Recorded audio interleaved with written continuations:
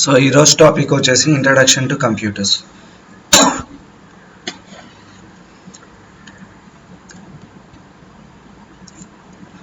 So introduction to కంప్యూటర్స్లో మనం discuss చేయబోయే టాపిక్స్ ఏంటంటే generation of computers,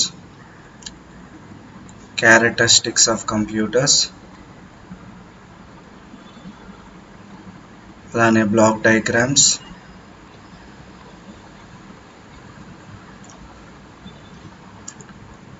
or basic architecture, classification of computers,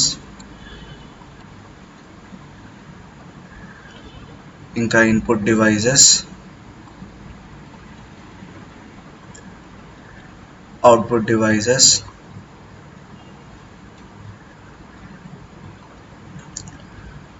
network types,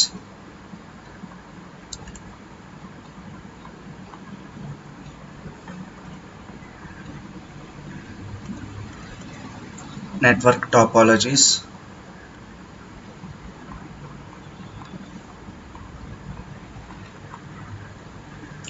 storage డివైజెస్లో కూడా 2 టైప్స్ ఉంటాయి. ఫస్ట్ టైప్ వచ్చి హార్డ్వేర్, సెకండ్ టైప్ వచ్చి సాఫ్ట్వేర్. సో ఈ 2 టైప్స్ ఉంటాయి స్టోరేజ్ డివైజెస్లో.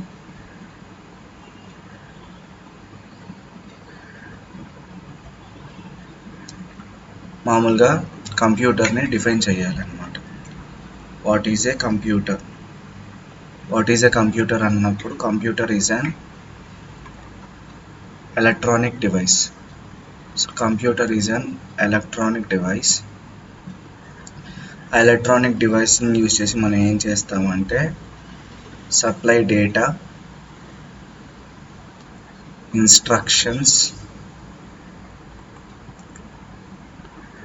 ఇన్స్ట్రక్షన్స్తో పాటు డేటాని ప్రాసెస్ చేస్తాం.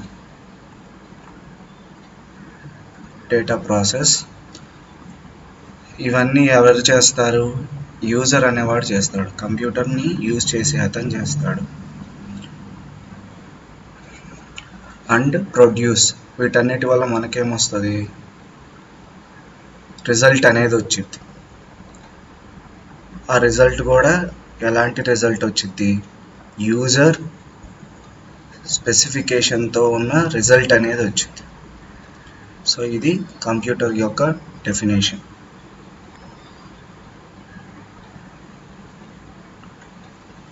నాట్ ఓన్లీ దట్, కంప్యూటర్ అనే వర్డ్ అనేది లాటిన్ లాంగ్వేజ్ నుంచి వచ్చింది.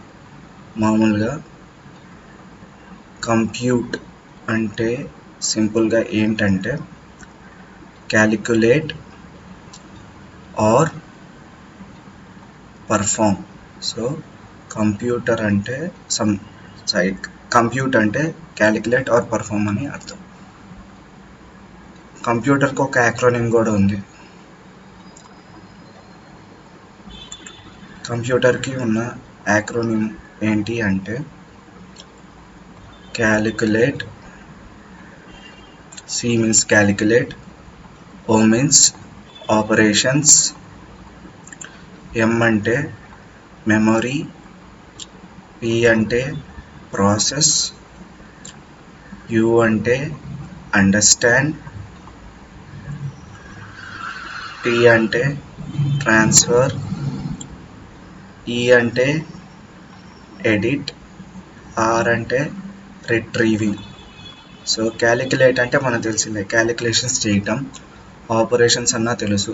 మెమరీ అంటే డేటా, ప్రాసెస్ అంటే ఆ డేటాని ప్రాసెస్ చేయటం, యు అంటే అండర్స్టాండ్ చేసుకోవటం, ట్రాన్స్ఫర్ అంటే వచ్చిన డేటాని ట్రాన్స్ఫర్ చేయటం, ఈ అంటే ఎడిట్, ఆర్ అంటే ఆల్రెడీ ఉన్న డేటాని రిట్రీవ్ చేసుకోవటం, అంటే తిరిగి వెనక్కి తీసుకురావటం.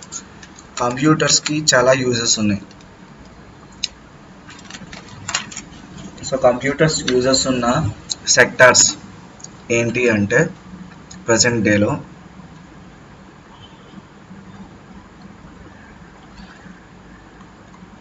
ఫస్ట్ వచ్చేసి ఇండస్ట్రీస్లో కంప్యూటర్స్ని వాడతారు. ఇండస్ట్రీలోనేనా అంటే బిజినెస్ ఆర్గనైజేషన్లో కూడా కంప్యూటర్స్ని వాడతారు.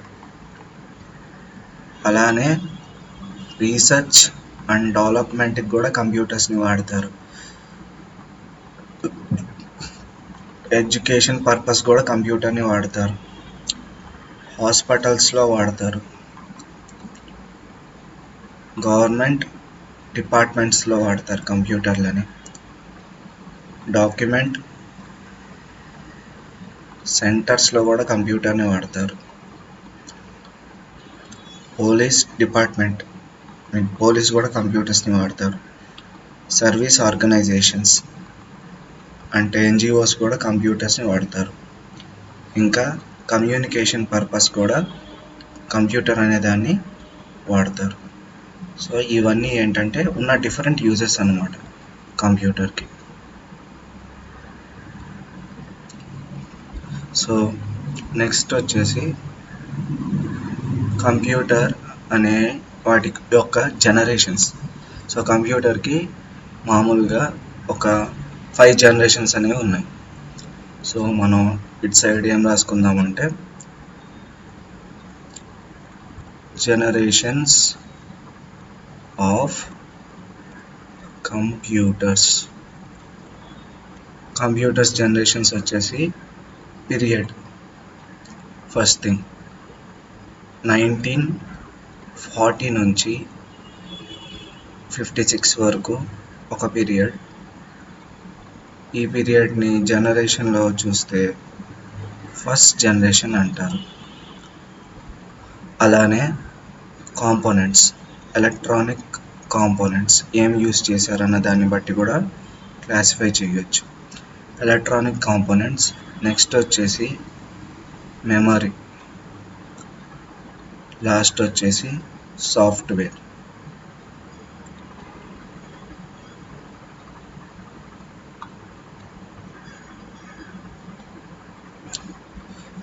ఇక్కడ ఎలక్ట్రానిక్ కాంపోనెంట్స్ ఫస్ట్ జనరేషన్లో ఏం వాడారంటే వ్యాక్యూమ్ ట్యూబ్స్ వాడారు.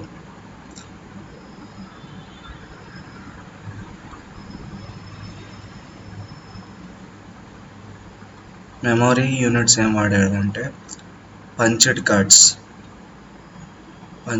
అనే వాటిని వాడారు. అలానే టేప్స్ కూడా వాడారు, పంచెడ్ టేప్స్. లాంగ్వేజ్ యూస్ చేసింది వచ్చేసి మెషిన్ లాంగ్వేజ్ అన్నమాట.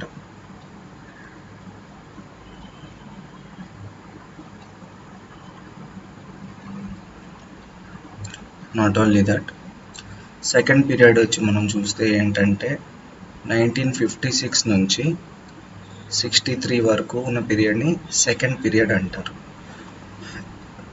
ఈ సెకండ్ పీరియడ్లో ఎలక్ట్రానిక్ కాంపోనెంట్స్ ఏంటంటే ట్రాన్సిస్టర్స్. అండ్ ఇక్కడ ఏం వాడారంటే అంతకుముందు పంచెడ్ టేప్స్, కార్డ్స్ వాడారు, ఇవి జస్ట్ పేపర్స్. కానీ ఇక్కడ first time magnetic drums use చేశారు. సో మ్యాగ్నెటిక్ డ్రమ్స్తో పాటు మ్యాగ్నెటిక్ కోన్స్ కూడా వాడారు. సాఫ్ట్వేర్ లాంగ్వేజ్ వచ్చి ఏంటి అంటే అసెంబ్లీ లాంగ్వేజ్ అనేది ఇంట్రడ్యూస్ అయింది సెకండ్ జనరేషన్లో. 1964 నుంచి 71 వరకు థర్డ్ జనరేషన్ ఆఫ్ కంప్యూటర్స్ అంటారు. ఈ థర్డ్ జనరేషన్ ఆఫ్ కంప్యూటర్స్లో ఫస్ట్ టైం ఐసీ సర్క్యూట్స్ అనేవి వచ్చాయి. ఇక్కడ ఏం వాడారంటే మెమరీ యూనిట్స్గా మ్యాగ్నెటిక్ టేప్ అండ్ డిస్క్లను వాడారు.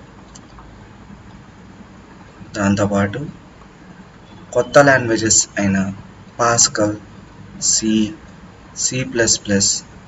అనేవి ఇంట్రడ్యూస్ అయ్యాయి. 1971 నుంచి 89 వరకు ఫోర్త్ జనరేషన్ అంటారు. ఈ ఫోర్త్ జనరేషన్లో ఐసీస్లోనే అంటే ఇంటిగ్రేటెడ్ సర్క్యూట్స్లోనే మీడియం రేంజ్ నుంచి లార్జ్ స్కేల్ వరకు వాడారు. వీటిలో వచ్చేసి మెమరీ యూనిట్స్గా ఫ్లాపీస్ ఇంట్రడ్యూస్ అయ్యాయి. హార్డ్ డిస్క్ అనేది వచ్చింది. అంతేకాకుండా కొత్త లాంగ్వేజెస్ అయిన ఒరాకల్, జావా అనేవి ఇంట్రడ్యూస్ అయ్యాయి. ప్రజెంట్ 89 నుంచి ఇప్పుడు ప్రజెంట్ ఉన్న జనరేషన్ని 5th జనరేషన్ అంటారు. ఈ 5th జనరేషన్లో మైక్రో ప్రాసెసర్ అంటే ఇంటెల్ వాళ్ళ మైక్రో ప్రాసెసర్, వీటిలో కూడా చాలా టైప్స్ ఆఫ్ జనరేషన్స్ ఉన్నాయి. మైక్రో ప్రాసెస్ కూడా Intel first generation, second generation, third generation అని. ఇక్కడ కూడా ఏంటి అంటే ఫ్లాపీని మెమొరీ కాంపోనెంట్గా, ఇంకా కాంపాక్ట్ డిస్క్ అంటే సిడీలు, డివిడీలు అనేవి వచ్చాయి. ఇప్పుడు ఉన్న లాంగ్వేజెస్ ఏంటంటే ఏఐ, ఆర్టిఫిషియల్ ఇంటెలిజెన్స్. సో దీంతో జనరేషన్స్ ఆఫ్ కంప్యూటర్స్ అనేది అయిపోయింది. సో కొంచెం ఎక్స్ప్లెనేషన్ ఉంది ఫస్ట్ జనరేషన్కి, అదేంటో చెప్తాను. ఫస్ట్ జనరేషన్ కంప్యూటర్స్ అనేవి సైజ్లో లార్జ్గా ఉండేవి. డేటా స్టోరేజ్ కోసం వాడేవాళ్ళు. అలానే ఫస్ట్ జనరేషన్కి ఉన్న అడ్వాంటేజెస్ ఏంటి అంటే ఇవి ఫాస్ట్గా క్యాలిక్యులేషన్స్ అనేవి చేసేవి. వీటికున్న డిసడ్వాంటేజెస్ ఏంటి అంటే హీట్ అనేది ఎక్కువ వచ్చేది, ఎలక్ట్రిసిటీ, కరెంట్ ఎక్కువ అయ్యేది, సైజ్ అనేది బల్క్ సైజ్లో ఉండేది. మళ్ళా ఫస్ట్ జనరేషన్ కంప్యూటర్స్ అనేవి చాలా ఎక్స్పెన్సివ్, కాస్ట్ ఎక్కువ. ఇవి డిసడ్వాంటేజెస్. నెక్స్ట్ వచ్చేసి సెకండ్ జనరేషన్ కంప్యూటర్స్ అనేవి ఫస్ట్ టైం ట్రాన్సిస్టర్స్ అనే వాటిని వాడారు.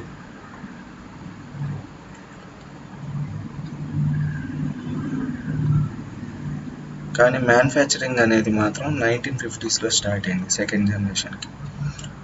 అడ్వాంటేజెస్ ఏంటి అంటే అంతకుముందు ఫస్ట్ జనరేషన్తో పోలిస్తే లెస్ ఎలక్ట్రిసిటీని కన్జ్యూమ్ చేసేవి. ఇవి ఫాస్ట్గా ఉండేవి, చీప్గా ఉండేవి. పాత జనరేషన్ అంటే ఫస్ట్ జనరేషన్తో పోలిస్తే స్మాల్గా ఉండేది సైజులో. మళ్ళా దీనికి ఉన్న ప్రైమరీ మెమొరీ అనేది ఫాస్ట్ ఎక్కువ. మళ్ళా లార్జ్ సెకండరీ మెమొరీ కూడా ఉంది సెకండ్ జనరేషన్కి. అయితే ఈ సెకండ్ జనరేషన్ కంప్యూటర్స్ కూడా డిసడ్వాంటేజెస్ అనేవి కొన్ని ఉన్నాయి. ఫస్ట్ వచ్చేసి కంప్యూటర్స్ మ్యానుఫ్యాక్చర్ చేయడంలో ట్రాన్సిస్టర్స్ని వాడేవాళ్ళు.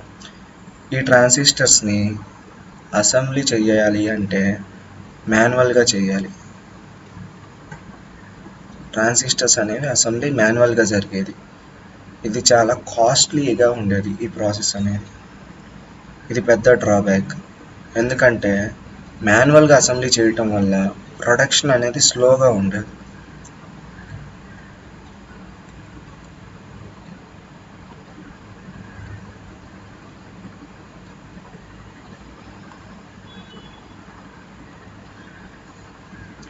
నెక్స్ట్ వచ్చేసి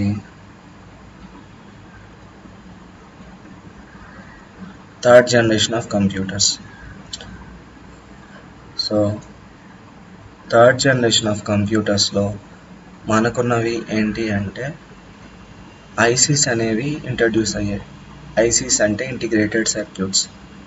ఈ ఐసీస్కి ఉన్న అడ్వాంటేజ్ ఏంటంటే సైజ్ అనేది స్మాల్గా ఉండేది, స్మాల్ ఇన్ సైజ్. దాని తర్వాత థర్డ్ జనరేషన్కి ఉన్న ఇంకో అడ్వాంటేజ్ ఏంటంటే ఫాస్టర్గా పర్ఫామ్ అవుతాయి, చీపర్ ఇన్ కాస్ట్, రిలయబిలిటీ ఎక్కువ, అంటే మన్నిక అనేది ఎక్కువ. ఫస్ట్ జనరేషన్ సెకండ్ జనరేషన్తో కంపేర్ చేస్తే ఎక్కువగా వీటిని సైంటిఫిక్ పర్పస్ వాడేవాళ్ళు, అలానే బిజినెస్ కోసం వాడేవాళ్ళు ఈ కంప్యూటర్స్ని, థర్డ్ జనరేషన్ కంప్యూటర్స్ని. అయితే వీటికి ఉన్న డిసడ్వాంటేజెస్, మెయింటెనెన్స్ అనేది చాలా పెద్ద ప్రాబ్లం. థర్డ్ జనరేషన్కి హీట్ కూడా ఎక్కువ వచ్చేది.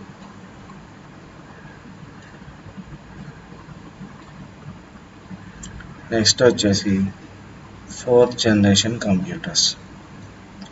ఫోర్త్ జనరేషన్ కంప్యూటర్స్లో medium to large scale ICs అనే వాటిని వాడారు. వీటిలో ఫస్ట్ వచ్చేసిన అడ్వాంటేజ్ ఏంటి అంటే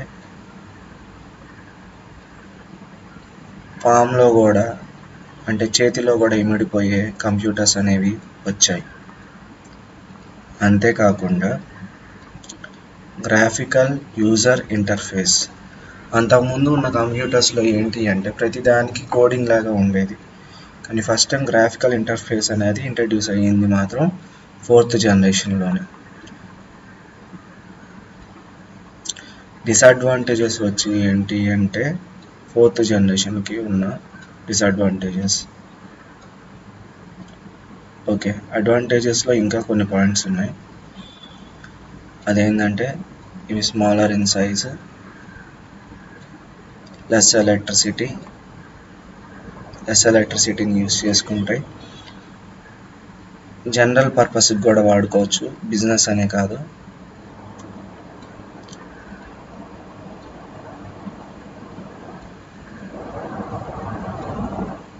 ఇవి ఫాస్ట్గా ఉంటాయి. అలానే దీనికి ప్రైమరీ సెకండరీ మెమొరీలు రెండు ఉంటాయి. ప్రైమరీ మెమొరీ ఉంటుంది అండ్ సెకండరీ మెమొరీ కూడా ఉంది. డిసడ్వాంటేజెస్ ఏంటంటే నాట్ హైలీ ఇంటెలిజెంటే కానీ కంప్యూటర్స్ అనేవి not highly intelligent. Last and final generations of computers. Fifth generation of computers. వీటిలో వచ్చి ఏంటంటే ఫస్ట్ టైం మైక్రో ప్రాసెసర్స్ అనేవి ఇంట్రడ్యూస్ అయ్యాయి. ఏఐ, ఆర్టిఫిషియల్ ఇంటెలిజెన్స్ అనే కాన్సెప్ట్ ఇంట్రడ్యూస్ అయ్యింది. ఫిఫ్త్ జనరేషన్ కంప్యూటర్స్ అనేవి న్యాచురల్ లాంగ్వేజ్కి రెస్పాండ్ అయ్యేటట్టు పెట్టారు. నార్మల్గా మనం గూగుల్లో మాట్లాడినప్పుడు గూగుల్ స్పీచ్లో మన స్పీచ్ని, మన వాయిస్ని టెక్స్ట్లా కన్వర్ట్ చేసిద్ది కదా. సో ఇట్స్ ఎ న్యాచురల్ లాంగ్వేజ్కి ఇన్పుట్, మళ్ళీ కాన్సెప్టువల్ లెర్నింగ్ అనేది యాడ్ అయింది. సో న్యాచురల్ లాంగ్వేజ్ ఇన్పుట్ ఇస్తే దాన్ని బట్టి కాన్సెప్టువల్ లెర్నింగ్ అనేది కూడా వచ్చింది. Not only that, self recognisation అంటే ఫేషియల్ స్కాన్స్ మన ఫేస్ని రికగ్నైజ్ చేస్తాయి కదా, సో ఫేస్ లాక్స్ పెడతాం. సో సెల్ఫ్ రికగ్నైజేషన్ కూడా స్టార్ట్ అయింది. ఏఐ వల్ల ఇంకో చాలా అడ్వాంటేజెస్ వచ్చాయి. ఫీల్డ్స్ ఏంటంటే gaming, robotics, neural networks,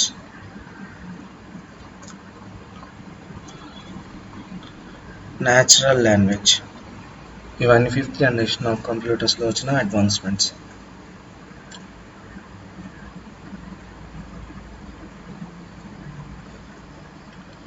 so characteristics of computers. Next topic, characteristics of computers ఏంటి అంటే మామూలుగా కంప్యూటర్స్కి కొన్ని క్యారెక్టరిస్టిక్స్ ఉన్నాయి. క్యారెక్టరిస్టిక్స్లో ఫస్ట్ క్యారెక్టరిస్టిక్ వచ్చేసి స్పీడ్, సెకండ్ క్యారెక్టరిస్టిక్ వచ్చేసి యాక్యురసీ, థర్డ్ వచ్చి మెమొరీ, ఫోర్త్ వచ్చి storage, economical, no feeling, no IQ, intelligence, versatility. So ఇవన్నీ ఏంటంటే characteristics of computers. So computer speed ఎంత ఉంటుంది? per million of operations per second. So ఒక్క సెకండ్లో మిలియన్ ఆఫ్ ఆపరేషన్స్ చేయగలదు కంప్యూటర్ అనేది. సో చాలా స్పీడ్. యాక్యురసీ, మామూలుగా మనం ఎంఎస్ వర్డ్లో ఎర్రర్స్ చేసినప్పుడు ఎర్రర్స్ని చూపించి వాటిని ఎడిట్ చేసిద్ది. సో చాలా వరకు యాక్యురేట్గా ఉంటుంది. స్టోరేజ్, కంప్యూటర్కి చాలా స్టోరేజ్ డివైజెస్ ఉంటాయి. వీటిని యూస్ చేసేసి చాలా వరకు మనం స్టోర్ చేసుకోవచ్చు డేటా అనేదాన్ని, లార్జ్ అమౌంట్స్.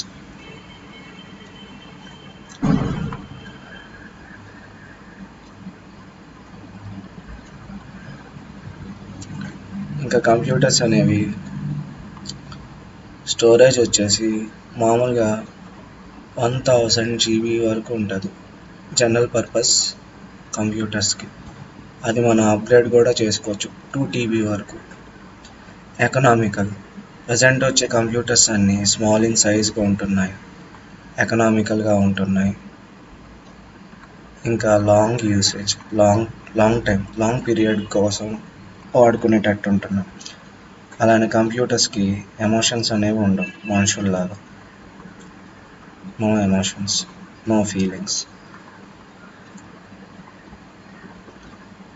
వాటికి టేస్ట్ కానీ సెన్సెస్ కానీ ఏమీ ఉండవు, నాలెడ్జ్ ఉండదు, అలానే ఎక్స్పీరియన్స్ అనేది కూడా ఉండదు.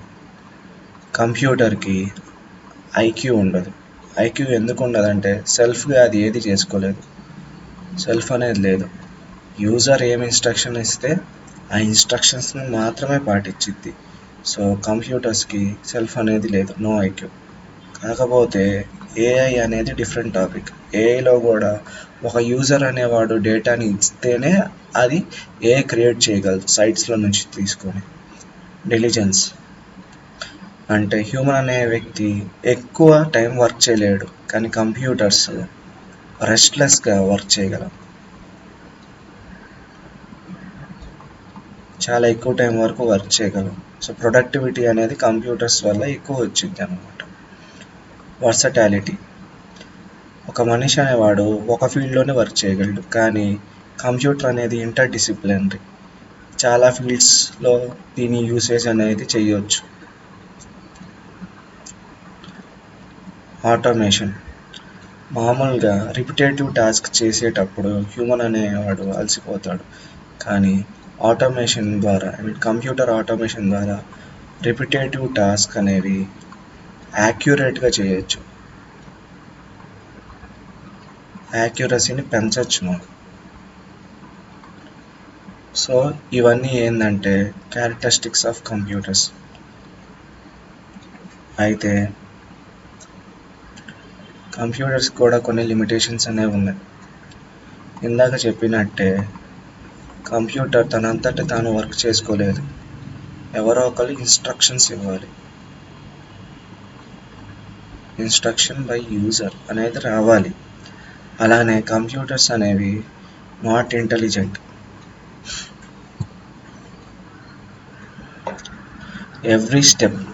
ప్రతి స్టెప్ అనేది యూజర్ అనేవాడు స్పెసిఫై చేయాలి. Should be specified by user.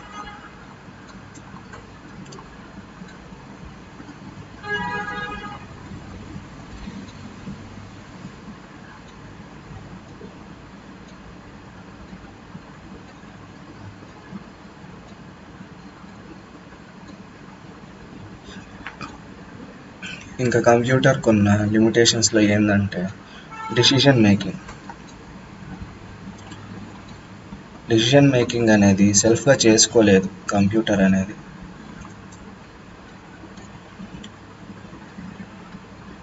Next, computer అనేది ఎక్స్పీరియన్స్ నుంచి నేర్చుకోలేదు, cannot learn from experience. So ఇవన్నీ క్యారెక్టరిస్టిక్స్. ఇప్పుడు చెప్పినవేమో లిమిటేషన్స్ ఆఫ్ కంప్యూటర్స్.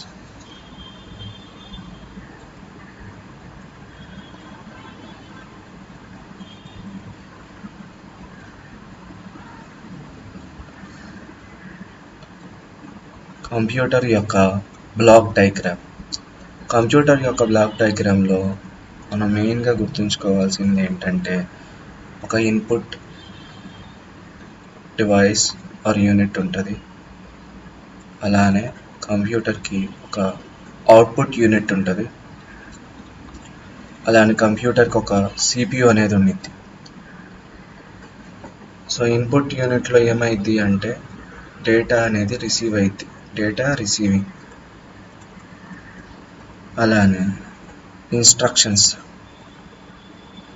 కూడా ఇన్పుట్ యూనిట్ ద్వారానే వస్తాయి. అవుట్పుట్ యూనిట్లో రిజల్ట్ అనేది వచ్చింది, CPU అనేది ప్రాసెస్ చేసిద్ది. సో ఈ మూడు అనేవి ఉంటాయి. ఇంకా ఫస్ట్ బ్లాక్ డయాగ్రామ్ గీస్తే సైడ్ ఇన్పుట్ డివైజెస్ అనేవి ఉంటాయి. దాని తర్వాత ఒక CPU ఉండిద్ది. ఆ CPUలో ఒక మెమరీ యూనిట్, ఒక కంట్రోల్ యూనిట్, ఒక అర్థమెటిక్ లాజికల్ యూనిట్ అనేవి ఉంటాయి. వీటికంటూ ఒక సెకండరీ మెమరీ స్టోరేజ్ డివైస్ ఉంటుంది, సెకండరీ స్టోరేజ్ డివైస్ ఉంటుంది.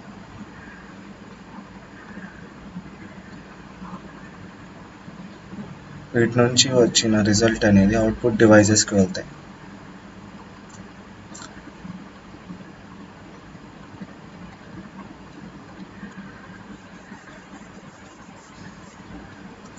సో ఇది బ్లాక్ డయాగ్రామ్, కంప్యూటర్ యొక్క బ్లాక్ డయాగ్రామ్.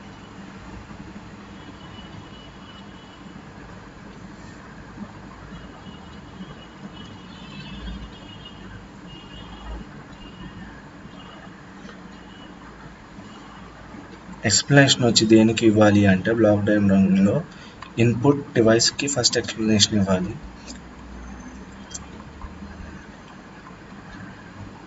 దాని తర్వాత అవుట్పుట్ డివైజెస్కి ఇవ్వాలి. నెక్స్ట్ వచ్చేసి CPUకి ఇవ్వాలి. CPUలో ఫస్ట్ ఎక్స్ప్లెనేషన్ దేనికి ఇవ్వాలంటే MUకి ఇవ్వాలి. తర్వాత కంట్రోల్ యూనిట్కి ఇవ్వాలి. తర్వాత ALUకి ఇవ్వాలి. వీటికి ఇవ్వాలి ఎక్స్ప్లెనేషన్ అనేది. సో మెమరీ యూనిట్ మనం చూసుకున్నట్టయితే మెమరీ యూనిట్లో డేటా ఎలా ఉంటుంది అనేది చెప్పాలి మనం. ఫస్ట్ వచ్చేసి మెమరీ యూనిట్లో 1 బిట్ 0 or 1, దాని తర్వాత 8 బిట్ వచ్చేసి 1 బైట్, అలానే 1024 బైట్స్ వచ్చేసి 1 KB,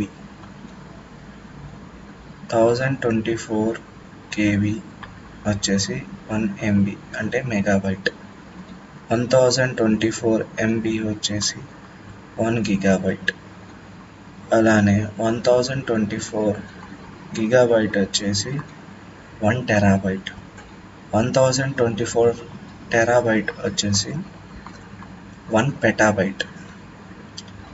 సో ఇవి మెమరీస్ అన్నమాట. అలానే మెమరీ యూనిట్స్లో కూడా 2 టైప్స్ ఉన్నాయి. మెమరీ యూనిట్స్లో ఉన్న 2 రకాలు ఏంటంటే ఒకటి ప్రైమరీ మెమరీ, రెండోది వచ్చేసి సెకండరీ మెమరీ. సో ప్రైమరీ మెమరీకి సెకండరీ మెమరీకి డిఫరెన్స్ ఏంటి? ప్రైమరీ మెమరీ మనం చూసుకున్నట్టయితే ఇది లిమిటెడ్, ఇది ఓన్లీ బూటింగ్ కోసమే వాడతాం. ప్రైమరీ మెమరీ అనేది పర్మనెంట్ కాదు, టెంపరరీ మెమరీ.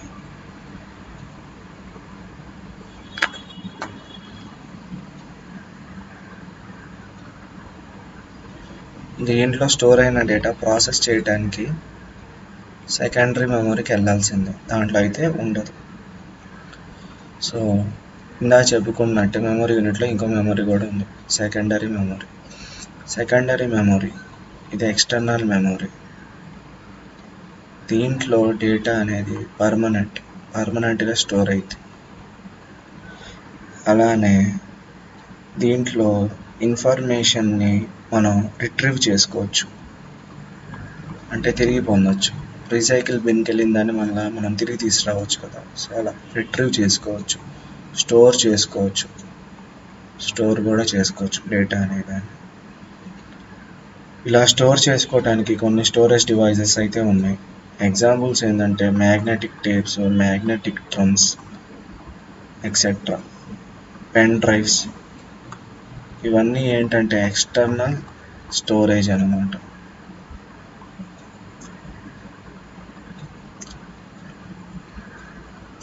కంట్రోల్ యూనిట్, మనకు ఒక కంట్రోల్ యూనిట్ కూడా ఉంటుంది. ఈ కంట్రోల్ యూనిట్ యొక్క ఫంక్షన్ ఏంటి అంటే, మామూలుగా ఇన్పుట్ మనం ఒకటి ఇస్తాం కంప్యూటర్కి, ఆ ఇన్పుట్ని అవుట్పుట్గా ప్రాసెస్ అవ్వాలి అంటే ఈ input particular software or particular సెక్షన్లోకి వెళ్ళాలి. అలా వెళ్తేనే అవుట్పుట్ అనేది జనరేట్ అయ్యిద్ది. సో ఈ ఇన్పుట్ని అవుట్పుట్ కలిగి గైడ్ కానీ ఆర్ డైరెక్ట్ చేసే పని కంట్రోల్ యూనిట్ అనేది చేసిద్ది. సో వేటిని కంట్రోల్ చేసిద్ది అంటే డేటాని అండ్ ఇన్స్ట్రక్షన్స్ని కంట్రోల్ చేసిద్ది. ఎక్కడి నుంచి ఎక్కడికి అంటే స్టోరేజ్ నుంచి మెయిన్గా అర్థమెటిక్ లాజికల్ యూనిట్కి పంపించింది. Not only that, arithmetic logical unit అని ఇంకో యూనిట్ ఉంది సిపియులో. వీటిలో ఎక్కువగా ఏం జరిగిద్ది అంటే క్యాలిక్యులేషన్స్ అనేవి జరుగుతాయి, డిసిషన్స్ అనేవి తీసుకోబడతాయి.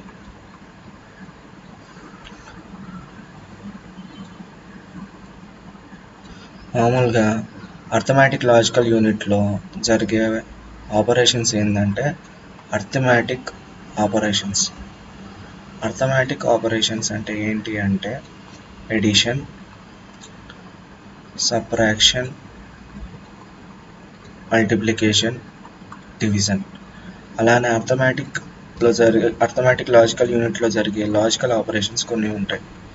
లాజికల్ ఆపరేషన్స్ ఏంటంటే greater than, lesser than, equal to ఇలాంటివి. Greater than, lesser than, lesser or equal to, greater or equal to, equal to, ఇవన్నీ ఏంటంటే లాజికల్ ఆపరేషన్స్ అన్నమాట.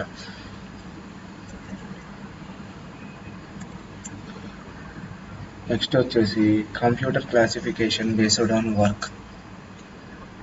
So types of computer classification based on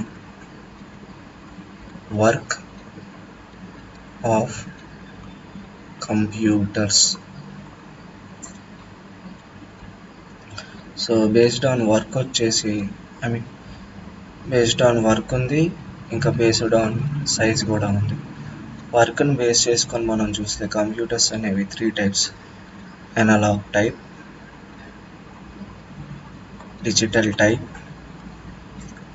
అలానే hybrid. అంటే analog digital రెండు కలిపి ఉంటాయి. అలానే బేస్డ్ ఆన్ సైజ్ చూసుకుంటే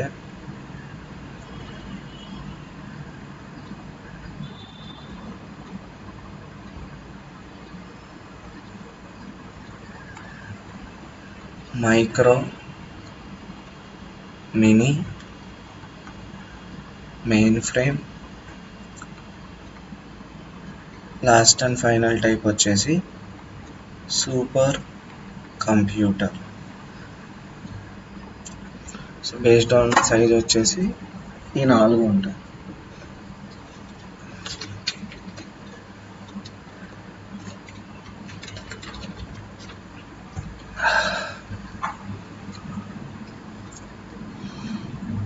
సో ఇప్పుడు ఒక్కొక్కటి ఎక్స్ప్లెయిన్ చేసుకుంటా పోతాను. అనలాగ్లో ఏమైందంటే మెజరింగ్ అనేది ఉండదు, బై మెజరింగ్ అనేది జరిగింది ఇన్స్టెడ్ ఆఫ్ కౌంటింగ్. సో ఇక్కడ ఆపరేషన్స్ అనేవి మెజర్ చేయబడతాయి, మెజరింగ్ జరిగింది అనలాగ్లో. ఇంకా అనలాగ్లో జరిగేది ఏంటంటే ఎలక్ట్రికల్ సిగ్నల్ సప్లై ద్వారా క్యాలిక్యులేషన్స్ అనేవి జరుగుతాయి. ఎలక్ట్రికల్ సిగ్నల్స్ యూజ్ చేసుకొని కంప్యూటర్స్ అనేవి వర్క్ అవుతాయి. అవుట్పుట్ ఎలా వచ్చిందంటే గ్రాఫ్స్ రూపంలో వచ్చింది. మామూలుగా computations are carried away with the physical units such as voltage, length, current, temperature. So voltage, temperature, length అంటే మీటర్స్, ఎంఎం ఇలాంటివి, వీటిని యూజ్ చేసుకొని ఫిజికల్ యూనిట్స్ని యూజ్ చేసుకొని చేస్తారు. ఎక్కువగా క్వాంటిటీస్ని మెజర్ చేయడానికి వాడతారు.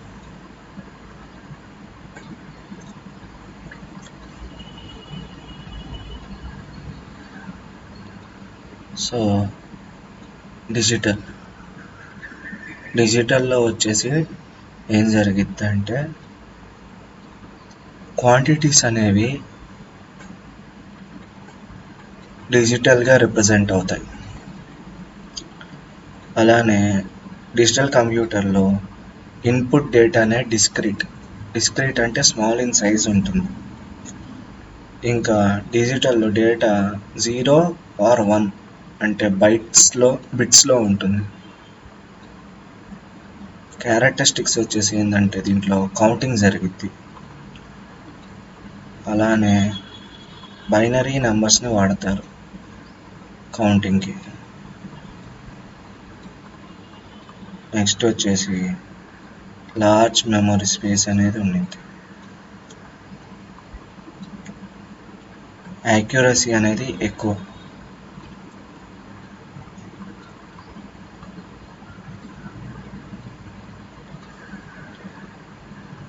అలానే స్పీడ్ కూడా చాలా ఫాస్ట్గా ఉంటుంది.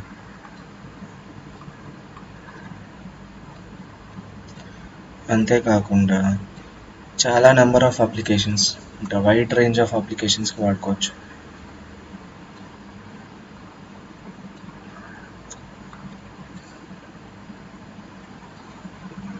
డిజిటల్ అనేవి హైబ్రిడ్లో ఏమైందంటే రెండు కంబైన్ అయిపోతాయి.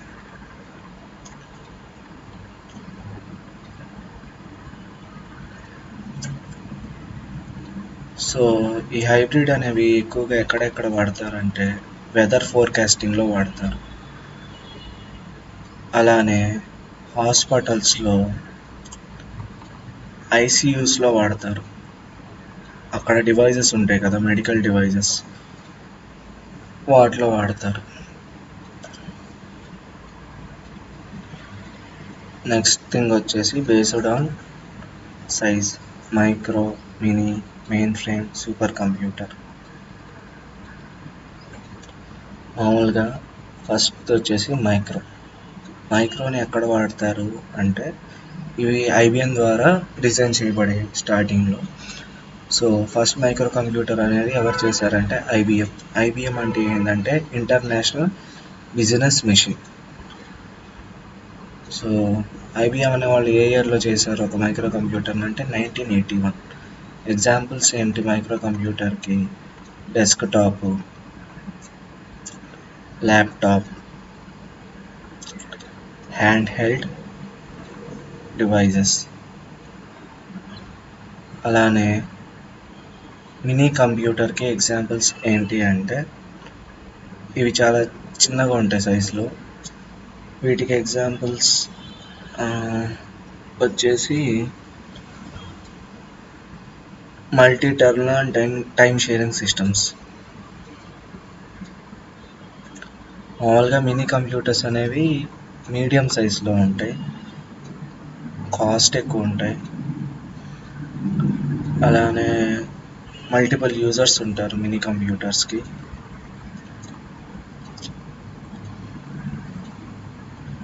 అయితే వీటిలో అడ్వాంటేజెస్ ఏంటంటే మైక్రో కంప్యూటర్స్లో ఇవి స్మాల్గా ఉండటమే కాదు, ఇవి ఇన్ఎక్స్పెన్సివ్ అంటే కాస్ట్ అనేది తక్కువ ఉంటుంది. స్టార్ట్ చేయటం ఈజీ, కంప్యూటర్ని స్టాప్ చేయటం కూడా ఈజీ. స్పేస్ అనేది చాలా తక్కువ. పవర్ కన్జంప్షన్ కూడా మినీ కంప్యూటర్స్ చాలా తక్కువ పవర్ కన్జ్యూమ్ చేస్తాయి. పవర్ కన్జంప్షన్ కూడా చాలా తక్కువ అన్నమాట. సో ఇవన్నీ ఏంటి అంటే అడ్వాంటేజెస్.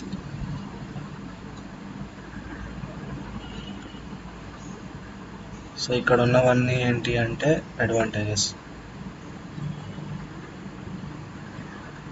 ఈ పార్ట్ అయితే వీటికి కొన్ని డిసడ్వాంటేజెస్ కూడా ఉన్నాయి. డిసడ్వాంటేజెస్ ఏంటంటే ఇవి slow in functioning. Storage capacity అనేది చాలా తక్కువ. మినీ కంప్యూటర్ వచ్చేసి మీడియం సైజ్ అన్న కాస్ట్లీ అండ్ పవర్ఫుల్. అలానే దీనికి ఉన్న అడ్వాంటేజెస్ పోర్టబుల్ అంటే క్యారీ చేయగలం. అలానే స్విచ్ ఆన్ చేయటం అంటే స్టార్ట్ చేయటం స్టాప్ చేయటం ఈజీ. స్పేస్ కూడా తక్కువే. స్టోరేజ్ కెపాసిటీ చాలా హై ఉంటుంది.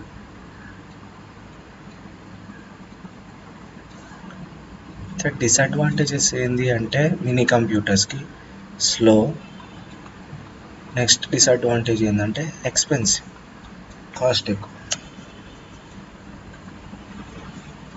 మెయిన్ ఫ్రేమ్ కంప్యూటర్స్ చూస్తే మనం ఫస్ట్ థింగ్ ఏంటంటే మెయిన్ ఫ్రేమ్ కంప్యూటర్స్కి వచ్చేసి లార్జ్ స్టోరేజ్ కెపాసిటీస్ కావాలి. అలానే మెయిన్ ఫ్రేమ్ కంప్యూటర్స్ అనే వాటికి చాలా టెర్మినల్స్ కావాలి. చాలా టెర్మినల్స్ కావాలి.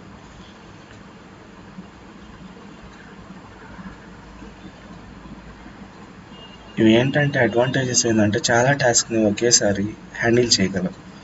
ఎక్కువ టాస్క్స్ని ఒకేసారి హ్యాండిల్ చేయగలం. అలానే వీటికి ఏంటంటే రూమ్ స్పేస్ అనేది లార్జ్ రూమ్స్ కావాలి పెట్టుకోవడానికి. ఎలక్ట్రిసిటీ కన్జంప్షన్ అనేది చాలా ఎక్కువ. సో ఇది ఒక్కటే అడ్వాంటేజ్. లార్జ్ రూమ్, ఎలక్ట్రిసిటీ రెండు అనేవి డిసడ్వాంటేజెస్. ఫైనల్లీ సూపర్ కంప్యూటర్స్ వచ్చేసి ఏంటంటే ఇవి large capacity computers.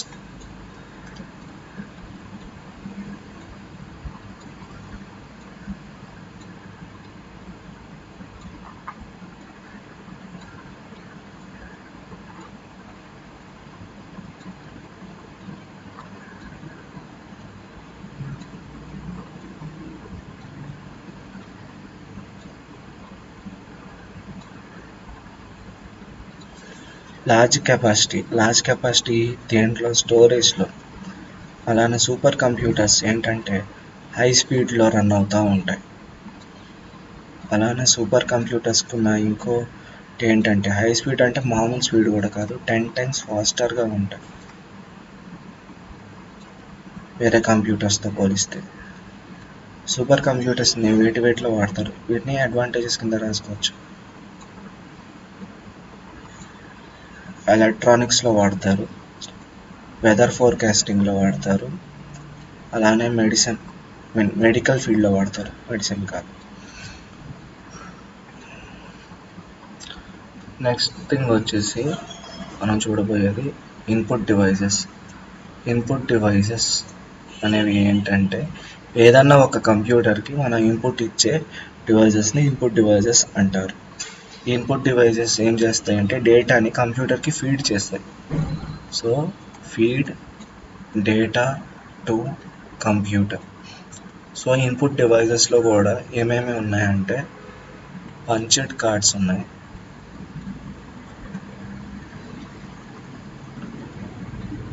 Punched paper tape ఉంది, మ్యాగ్నెటిక్ టేప్స్ ఉన్నాయి,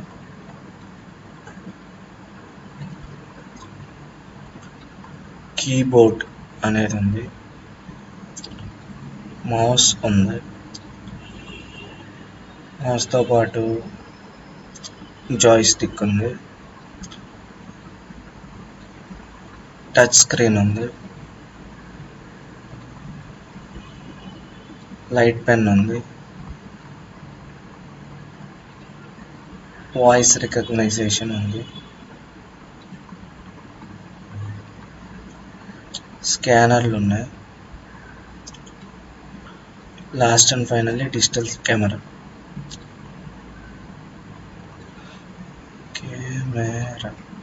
సో డిజిటల్ కెమెరా అంటే మనకు తెలుసు వెబ్ క్యామ్. స్కానర్ అంటే ఏదైనా ఒక డాక్యుమెంట్ని స్కాన్ చేయడానికి వాడేది. వాయిస్ రికగ్నైజేషన్ అంటే గూగుల్ స్పీచ్. లైట్ పెన్ అంటే మామూలుగా అదొక టైప్ ఆఫ్ పెన్, దాంట్లో లైట్ ఉంది. ఆ లైట్ మనం ఒక ప్యాడ్ మీద వేసినప్పుడు ఆ లైట్ మూమెంట్ని బట్టి మనకి టెక్స్ట్ అనేది జనరేట్ అయ్యిద్ది, రైటింగ్ అనేది. టచ్ స్క్రీన్, మొబైల్ స్క్రీన్స్ అన్నిటికీ టచ్ స్క్రీన్ అనేది ఉంటాయి, మొబైల్స్ అన్నిటికీ.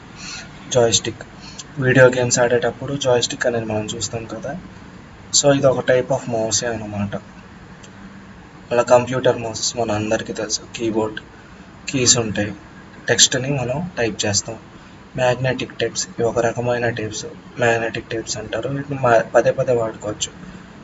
Punched paper tape, punched cards. So వీటి ఇమేజెస్ అయితే చూపిస్తాను, ఇవి ఎలా ఉంటాయి అనేది.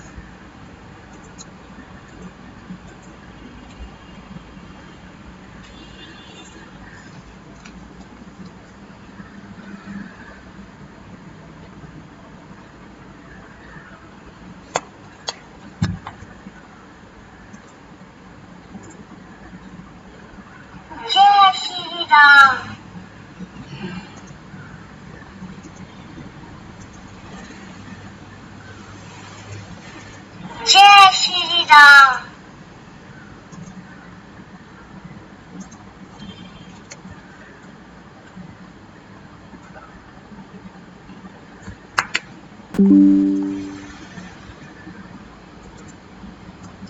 సో మనం ఇక్కడ చూసినట్టయితే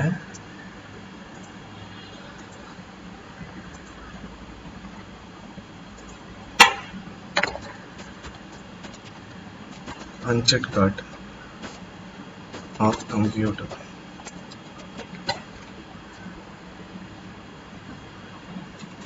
సో ఇలా ఉంటాయి అన్నమాట ఇక్కడ చూస్తున్నట్టు. ఆ కార్డ్ మీద చిన్న చిన్న హోల్స్ అనేవి ఉంటాయి, దాన్ని బట్టి డేటా స్టోరేజ్ ఇన్పుట్ అనేది కంప్యూటర్లోకి వెళ్ళేది పాత రోజుల్లో. అలానే పంచ్డ్ పేపర్ టైప్, ఇది కార్డ్స్ కాబట్టి చిన్న సైజులో ఉంటుంది. పేపర్ టైప్ అయితే ఒక రోల్ లాగా ఉంటుంది అన్నమాట. పంచ్డ్ పేపర్ టైప్ అయితే ఇలా రోల్ లాగా వచ్చింది.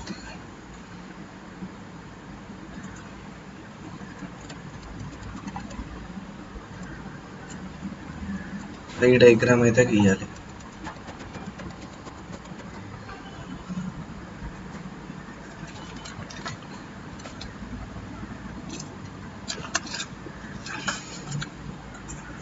సో ఇందాక చెప్పినట్టు ఏంటంటే ఇవి స్మాల్ పీస్ ఆఫ్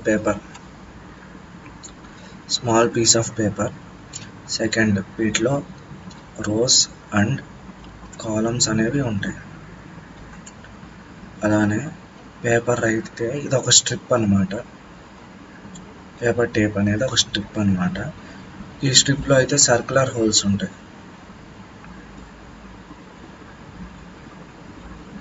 ఒక రోల్ లాగా ఉంటుంది. 100 నుంచి అప్ టు 1K అంటే 1000 క్యారెక్టర్స్ వరకు దాంట్లో ప్రింట్ చేసుకోవచ్చు.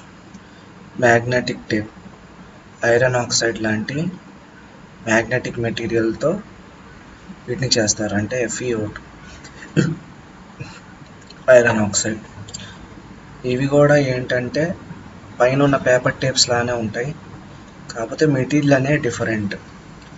ఎక్కువగా బైనరీని వాడతారు మ్యాగ్నెటిక్ టేప్స్లో. వీటికి ఉన్న అడ్వాంటేజ్ ఏంటంటే రీయూసబుల్, అంటే మళ్ళీ వాడుకోవచ్చు వీటిని మనం.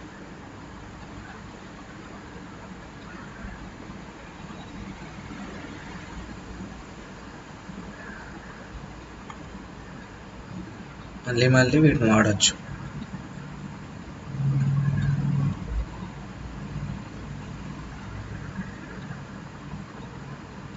రీయూజబుల్ అనమాట.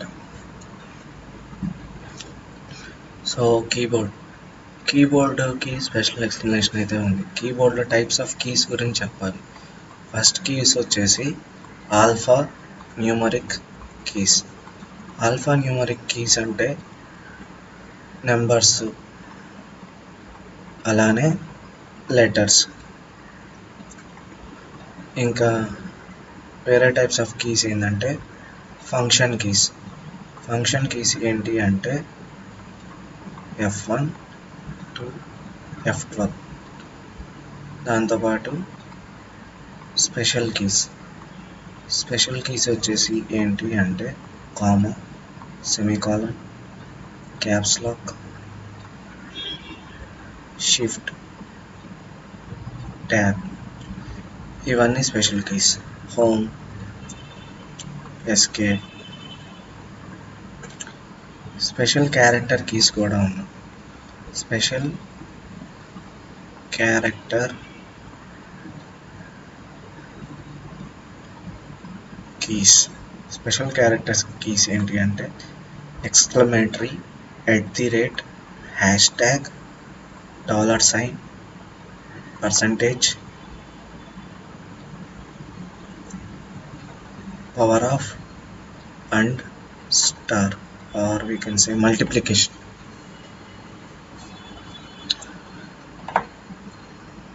సో కీబోర్డ్లో ఉన్న కీస్ అన్నీ అయిపోయాయి. వీటిని ఎక్స్ప్లెయిన్ చేయాలి.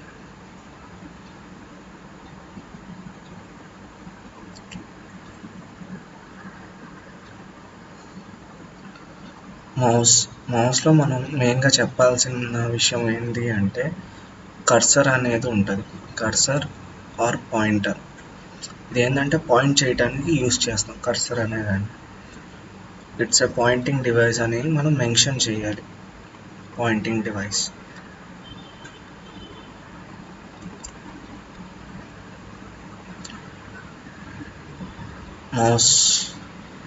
ఇంకా మౌస్లో మనం చెప్పేది ఏంటి, 2 టైప్స్ ఆఫ్ క్లిక్స్ ఉంటాయి.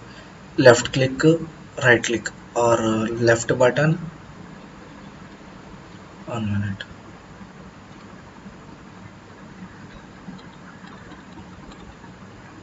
మౌస్లో 2 రకాలు ఉంటాయి. ఒకటి లెఫ్ట్, ఇంకోటి right. Left and right buttons అనేవి ఉంటాయి మౌస్లో.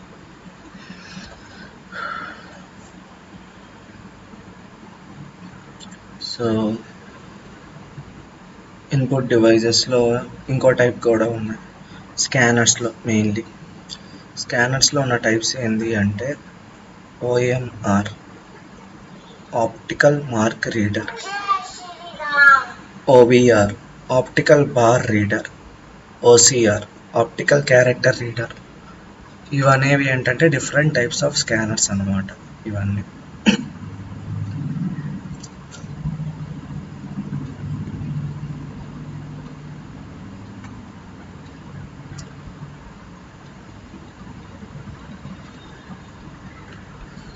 సో ఇప్పటిదాకా ఇన్పుట్ డివైజెస్ అయిపోయాయి.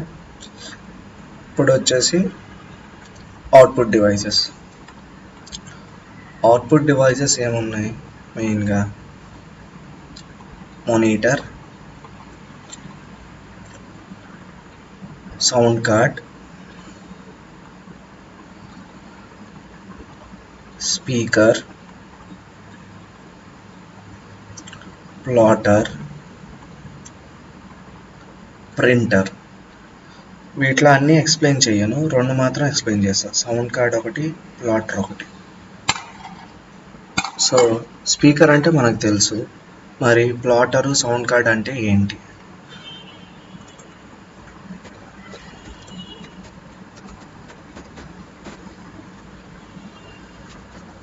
సౌండ్ కార్డ్ వచ్చి ఏంటంటే మామూలుగా మన కంప్యూటర్ చూస్తే కంప్యూటర్ కానీ ల్యాప్టాప్ కానీ సైడ్ జాక్స్ ఉంటాయి. అలానే ఏదైనా స్పీకర్కి కనెక్ట్ చేసుకోవటానికి కొన్ని లైక్ హోల్స్ అనేవి ఇస్తారనమాట ల్యాప్టాప్కి సైడ్లో. వీటిని సౌండ్ కార్డ్ అంటారు. వీటి నుంచి సౌండ్ అనేది బయటికి అయితే వెళ్ళిద్ది. కేబుల్స్ పెట్టుకోవడానికి మెయిన్గా కంప్యూటర్ ఆడియో కేబుల్స్ని కనెక్ట్ చేసుకోవటం కోసం, బయటికి వెళ్ళటం కోసం వీటిని సౌండ్ కార్డ్స్ అంటారు. అలానే సౌండ్ కార్డ్లోనే స్పీకర్ కూడా ఉంటుంది. ఇక్కడ మీరు చూసినట్టయితే ఈ సౌండ్ కార్డ్లో ఇక్కడ స్పీకర్ ఉంది, ఇక్కడ స్పీకర్ ఉంది, ఏడో స్పీకర్ ఉంది. వీటి నుంచి సౌండ్ అనేది బయటికి వచ్చింది. మామూలుగా సౌండ్ బయటికి రావటమే కాదు, ఇంకా బయటికి ఇంకా పెద్ద స్పీకర్కి వెళ్ళాలంటే కేబుల్స్ కనెక్ట్ చేసుకోవటానికి కూడా స్లాట్స్ అనేవి ఇస్తారు. సో ఇది సౌండ్ కార్డ్ యూజెస్. అలానే సౌండ్ కార్డ్తో పాటు చూడాల్సిన ఇంకోటి వచ్చేసి ఏంటి అంటే ప్లాటర్. ప్లాటర్ అనేది ఏంటి అంటే అది జస్ట్ ఒక ప్రింటింగ్ డివైసెస్. మరి ప్రింటర్కి ప్లాటర్కి డిఫరెన్స్ ఏంటి అంటే ప్రింటర్ అనేది A4 A3 లీగల్ సైజెస్ వరకే యూజ్ చేయగలం, కానీ ప్లాటర్ అనేది A1 A2 ఈ సైజెస్లో వాడచ్చు. అంటే పెద్ద సైజులో గీయాలంటే వాడతారు. ప్లాటర్ ఎక్కువ ఎక్కడ యూజ్ చేస్తారంటే మామూలుగా సివిల్ ఇంజనీర్స్ అనేవాళ్ళు ఏదైనా ఇంటి యొక్క బ్లూ ప్రింట్ గీసేటప్పుడు ఎక్కువగా ప్లాటర్ని వాడతారు. సో మామూలుగా చేతితో గీస్తే కొన్ని మిస్టేక్స్ వస్తాయి, కాబట్టి యాక్యురేట్గా ఉండటం కోసం ఒక డిజైన్ సాఫ్ట్వేర్ లైక్ ఆటోక్యాడ్లో గీసేసి ప్లాటర్కి ఇస్తే ప్రింట్ వచ్చింది. సో ఇవి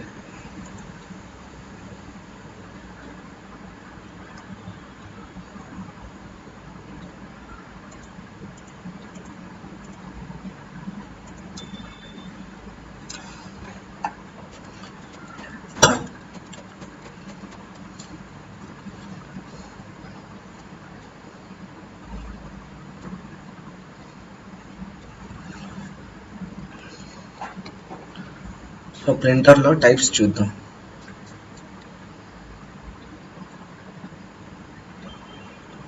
ప్రింటర్లో వచ్చేసి మొత్తం 2 టైప్స్ ఉన్నాయి మెయిన్గా. ఫస్ట్ వచ్చేసి ఇంపాక్ట్ ప్రింటర్, సెకండ్ వచ్చేసి నాన్ ఇంపాక్ట్ ప్రింటర్. అలానే ఆ ఇంపాక్ట్ ప్రింటర్లో కూడా డాట్ మ్యాట్రిక్స్ ఉంది, ఇంకా లైన్ ఉంది, థర్మల్ ఉంది, లేజర్ ఉంది,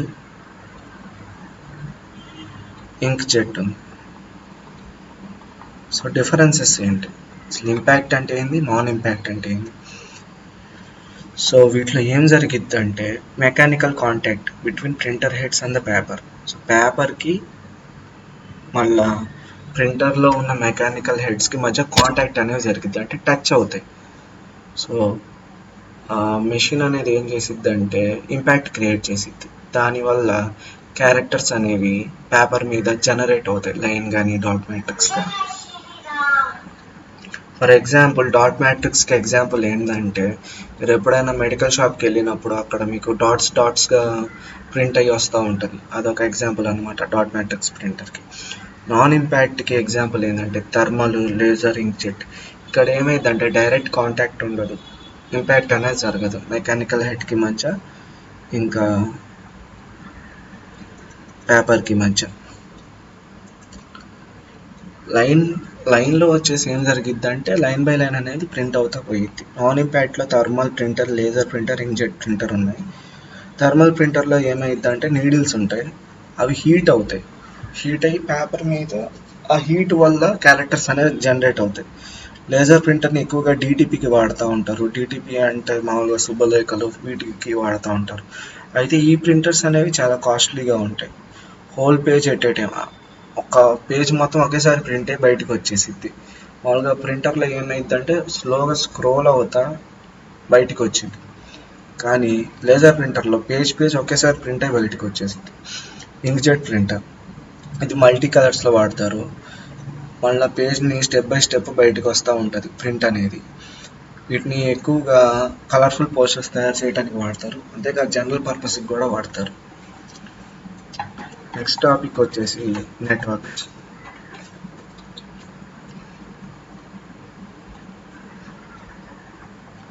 సో కంప్యూటర్ యొక్క నెట్వర్క్స్ ఎన్ని టైప్స్ ఉన్నాయి? పాన్ నెట్వర్క్, ల్యాన్ నెట్వర్క్, వ్యాన్ network, MAN network, CAN network. So ఇన్ని టైప్స్ అయితే ఉన్నాయి. సో ల్యాన్ నెట్వర్క్ అంటే ఏంటి? పర్సనల్ ఏరియా నెట్వర్క్, ఇది దీని ఫుల్ ఫామ్. ల్యాన్ నెట్వర్క్ అంటే లోకల్ ఏరియా నెట్వర్క్. వ్యాన్ నెట్వర్క్ అంటే wide area network. MAN network అంటే metro area network or metropolitan area network. CAN network అంటే కాస్మోపాలిటన్ ఏరియా నెట్వర్క్. సో ఇవన్నీ ఏంటంటే టైప్స్.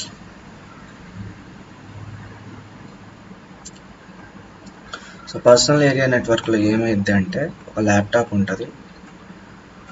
ఆ ల్యాప్టాప్కి సంబంధించి రకరకాల డివైజెస్ కనెక్ట్ అయ్యి ఉంటాయి. ఫర్ ఎగ్జాంపుల్ ఒక స్మార్ట్ ఫోను, ఒక ప్రింటరు, ఓన్లీ ఒక హౌస్ రేంజ్ వరకే, ఒక ట్యాబ్లెట్, ఒక డెస్క్టాప్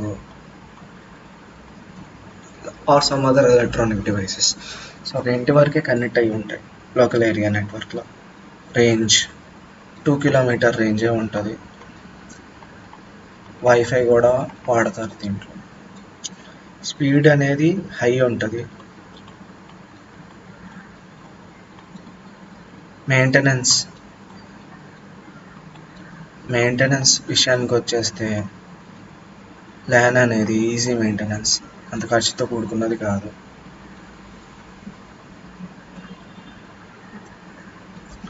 మామూలుగా ల్యాన్ నెట్వర్క్ ఎక్కడెక్కడ వాడతారు?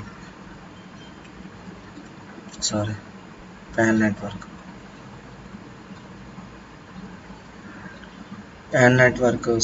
ఇందాక 2 అని చెప్పాను కదా, 2 కాదండి, ఇది వచ్చేసి 1 to 100 మీటర్స్ రేంజ్లోనే వాడతారు పర్సనల్ ఏరియా నెట్వర్క్ అనేది. ఎగ్జాంపుల్ ఏంటంటే హోమ్స్, ఇంట్లో వాడతారు పర్సనల్ ఏరియా నెట్వర్క్.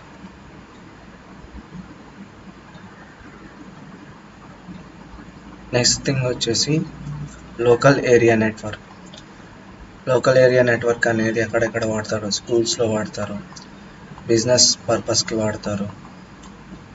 మరి రేంజ్ ఎంత ఉంటుంది? 2 కిలోమీటర్ రేంజ్ ఉంటుంది. స్పీడ్ ఎంత ఉంటుంది? హైగా ఉంటుంది.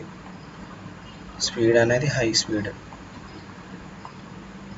మెయింటెనెన్స్ ఈజీయే. సో ఎలా ఇక్కడ ఏంటంటే మల్టిపుల్ కంప్యూటర్స్ అనేవి లింక్ అయ్యి ఉంటాయి.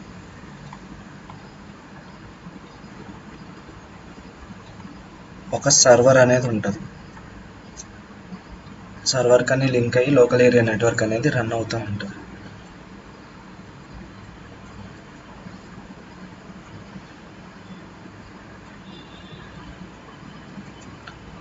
వైడ్ ఏరియా నెట్వర్క్ అనే వాటి రేంజ్ ఎంత ఉంటుంది అంటే అబౌవ్ 50 కిలోమీటర్స్ ఉంటుంది. ఇదేంటంటే ఒక ఊరు నుంచి ఇంకో ఊరు, అంటే ఇంటర్ సిటీ నెట్వర్క్ అనమాట వైడ్ ఏరియా నెట్వర్క్ అనేది. మామూలుగా వాడే టెక్నాలజీ ఏంటంటే లీజ్డ్ లైన్ కానీ డైల్-అప్ కానీ, అంటే టెలికమ్యూనికేషన్ కేబుల్స్ని వాడతారు ట్రాన్స్మిషన్కి.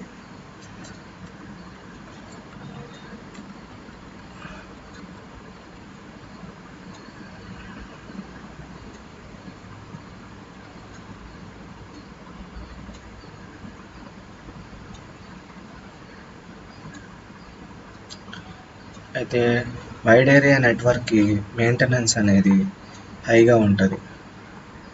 సో హై దేంట్లో ఉంటుంది? మెయింటెనెన్స్లోనూ ఉంటుంది, అలానే కాస్ట్ కూడా హైగానే ఉంటుంది. సో ఇవన్నీ హైగా ఉన్నప్పుడు స్పీడ్ అనేది చాలా స్పీడ్గా ఉండాలి, కానీ స్పీడ్ అనేది ఎలా ఉంటుంది? స్పీడ్ అనేది వెరీ స్లోగా ఉంటుంది, స్లో స్పీడ్. ఎందుకంటే 50 కిలోమీటర్ రేంజ్, ఒక ఊరు నుంచి ఇంకో ఊరికి. సో డేటా అనేది చాలా స్లోగా ట్రావెల్ అవుతుంది. మరి వైడ్ ఏరియా నెట్వర్క్ ఎలా కనెక్ట్ అయ్యి ఉంటుంది అంటే ఒక 3 ల్యాన్లు కలిసి ఒక కామన్ హబ్కి కనెక్ట్ అవుతే అదే వైడ్ ఏరియా నెట్వర్క్ అయిపోయింది. వీటిలో సపరేట్ సర్వర్ ఉంటుంది, వాటిలో కూడా సపరేట్ సర్వర్ ఉంటుంది. నెక్స్ట్ టాపిక్ వచ్చేసి metro area network. Metro area network అంటే ఇందాక వైడ్ ఏరియా నెట్వర్క్ అంటే 2 cities మధ్య అనుకున్నాం. మెట్రో ఏరియా నెట్వర్క్ అంటే with in city limits, with city. So with in సిటీలో వచ్చేసి ఏ రేంజ్ వరకు ఉండొచ్చు, 5 to 50 కిలోమీటర్ రేడియస్ రేంజ్ వరకు ఉంటుంది. వీటిలో వాడే టెక్నాలజీస్ ఏంటి అంటే FDDI, CDDI, అలానే ATM టెక్నాలజీ, ఇవన్నీ వీటిలో వాడతారు. మరి దీని స్పీడ్ ఎలా ఉంటుంది అంటే యావరేజ్ స్పీడ్ ఉంటుంది నెట్వర్క్ది. యావరేజ్ స్పీడ్తో పాటు ఇవి కాస్ట్ కూడా ఎక్కువే, కాస్ట్ అనేది హై, మెయింటెనెన్స్ వచ్చేసి డిఫికల్ట్ మెయింటెనెన్స్. సో అంత ఈజీ ఏం కాదు మెయింటైన్ చేయడం, కొంచెం డిఫికల్ట్.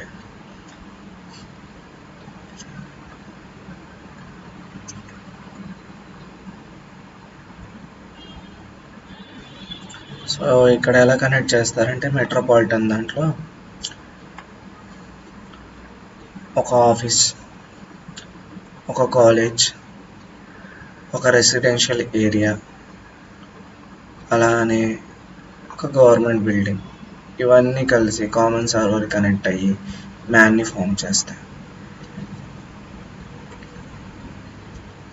సో ఇందాక కాస్మో అన్నాను, యాక్చువల్లీ అది కాస్మో కాదు, campus area network.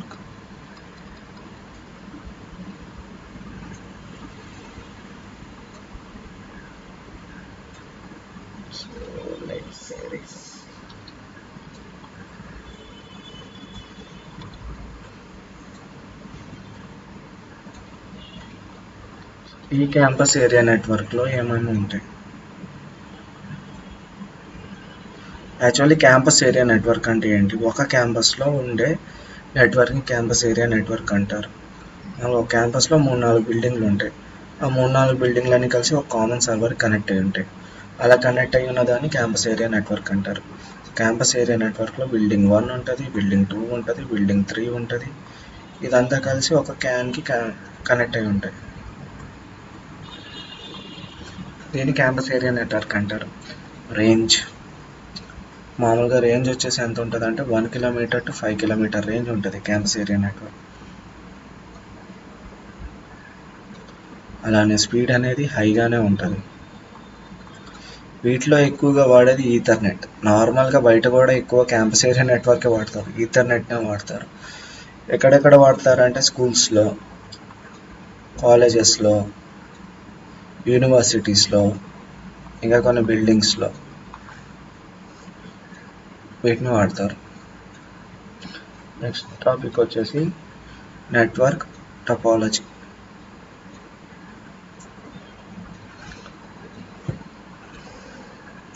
So network టపాలజీ అంటే ఏంటంటే డిఫరెంట్ కంప్యూటర్స్ ఎలా కనెక్ట్ అయ్యి ఉన్నాయి అని చెప్పేదాన్ని నెట్వర్క్ టపాలజీ అంటారు. అంటే ఒక కంప్యూటర్ నుంచి ఇంకో కంప్యూటర్కి ఎలా పోతుంది ఇన్ఫర్మేషన్ అనేది, ఎలా కనెక్ట్ చేస్తున్నారు, కనెక్షన్స్. ఈ కనెక్షన్స్నే టపాలజీ అంటారు. సో టపాలజీలో టైప్స్ ఏంటి అంటే ఫస్ట్ది వచ్చేసి పాయింట్ టు పాయింట్ టైప్. అంటే ఒక ఎక్స్ పాయింట్ నుంచి ఒక వై పాయింట్కి కనెక్షన్ అనేది చేస్తారు, పాయింట్ టు పాయింట్. తర్వాతది వచ్చేసి మెష్. మెష్లో ఏంటంటే అదొక మెష్ లాగా ఉంటుంది. మెష్ అంటే తెలుసు కదా, ఒక గ్రిడ్ టైప్లో ఉంటుంది. సో ఈ విధంగా కనెక్ట్ అయి ఉంటుంది మెష్ అనేది. నెక్స్ట్ వచ్చేసి ఈ మెష్ అనే వాటిలో యూజ్ చేసే టెక్నాలజీ ఏంటి, డిహెచ్సిపి. డిహెచ్సిపి అంటే ఏంటంటే డైనమిక్ హోస్ట్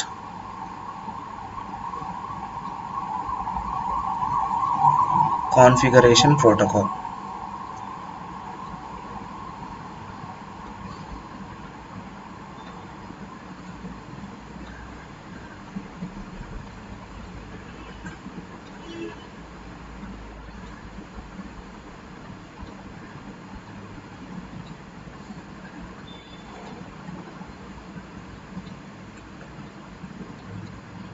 DHCP.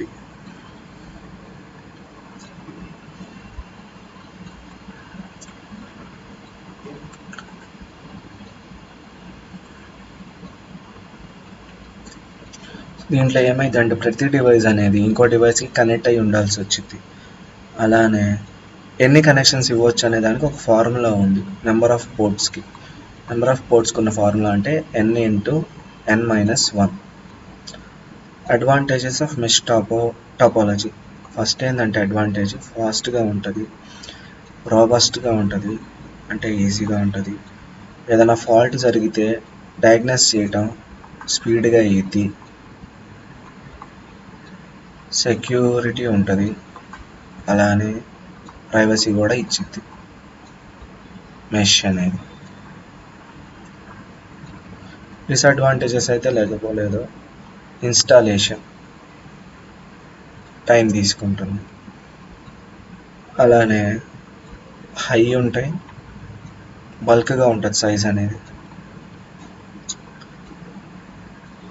మెయింటెనెన్స్ కూడా ఎక్కువ. ఇవనేవి డిసడ్వాంటేజెస్ మెష్ టాపోలజీకి.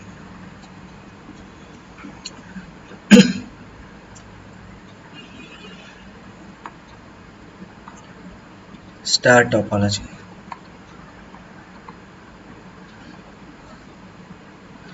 స్టార్ టాపోలజీ ఎలా ఉంటుందంటే సెంటర్లో ఒక హబ్ ఉంటుంది, ఆ హబ్కి సిస్టమ్స్ అన్నీ కనెక్ట్ అయి ఉంటాయి. దీన్ని స్టార్ టాపోలజీ అంటారు. స్టార్ టాపోలజీ అనేది కోయాక్సియల్ కేబుల్స్ వాడతారు. కోయాక్సియల్ కేబుల్ అంటే మామూలుగా ఇన్పుట్కి ఒక కేబుల్, అవుట్పుట్కి ఒక కేబుల్ వాడకుండా రెండు ఒకే కేబుల్లో వచ్చేటట్టు ఉన్నదాన్ని కోయాక్సియల్ కేబుల్ అంటారు. RJ45. మీకు కోయాక్సియల్ కేబుల్కి ఎగ్జాంపుల్ చూపిస్తాను, ఇమేజ్ చూపిస్తాను ఎలా ఉంటుంది అంటే. కోయాక్సియల్ కేబుల్ అంటే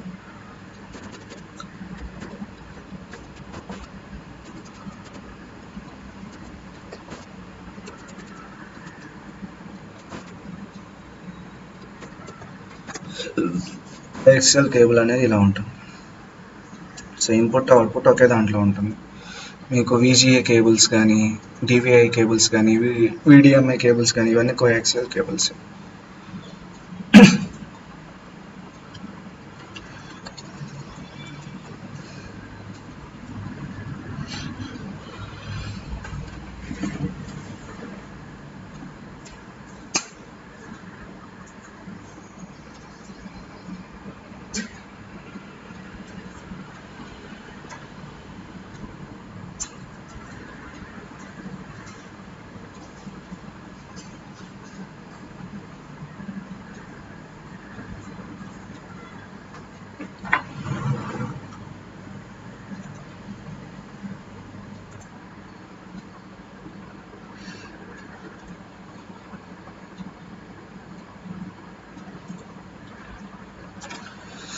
సో కోయాక్సియల్ కేబుల్ అయిపోయింది. నెక్స్ట్ ప్రోటోకాల్స్ వచ్చేసి ఏంటంటే స్టార్ దాంట్లో ఉన్నవి కొలిషన్ డిటెక్షన్, అంటే ఎప్పుడైనా కొలిషన్ జరిగితే తొందరగా డిటెక్ట్ అవ్వటం రెండు కేబుల్స్కి మధ్య, రెండు కనెక్షన్స్కి మధ్య. అలానే దీంట్లో యూజ్ చేసే టెక్నాలజీ ఏంటంటే సిఎస్ఎంఐ.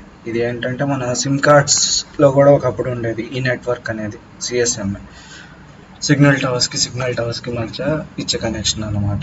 ఇప్పుడైతే ఇది లేదు, తీసేశారు. సో సిఎస్ఎంఏ అంటే ఏంటంటే carrier sense multiple access. So carrier sense multiple access.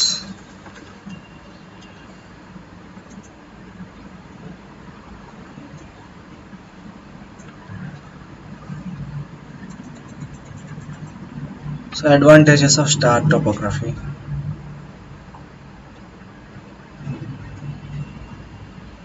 So advantages ఏంటి అంటే end devices are connected to each other in star topology.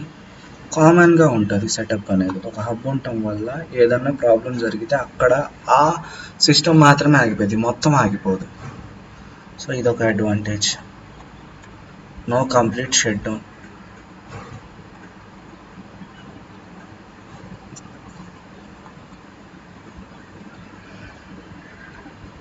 Fault identification. ఎక్కడన్నా ఏదైనా ఫాల్ట్ జరిగితే తొందరగా ఐడెంటిఫై చేయొచ్చు.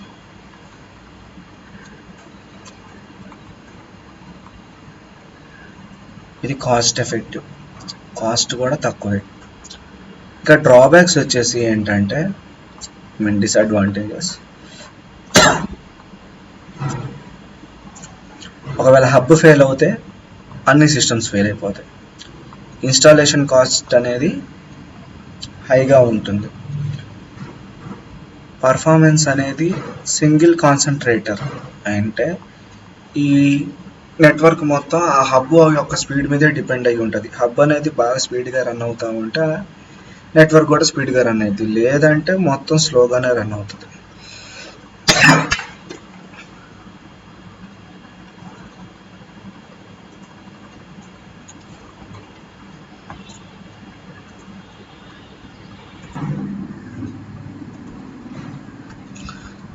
టాపిక్స్లోకి వెళ్తే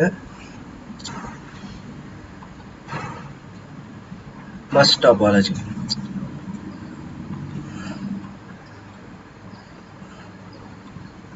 బస్ టాపాలజీలో వచ్చేసి ఏమైందంటే నెట్వర్క్ అనేది సింగిల్ కేబుల్ మీద ఉంటుంది.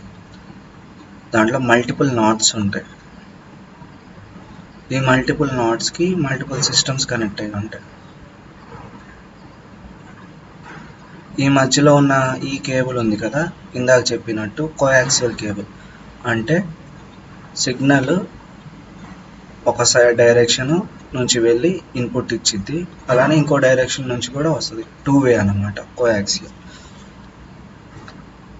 కనెక్షన్ వచ్చేసి మల్టీ పాయింట్ కనెక్షన్. టాపాలజీలో వాడే డిఫరెంట్ నెట్వర్క్స్ ఏంటి అంటే, ప్రోటోకాల్స్ ఏంటి అంటే, ఫస్ట్ ప్రోటోకాల్ వచ్చి MAC protocol, media access control. Media access కంట్రోల్తో పాటు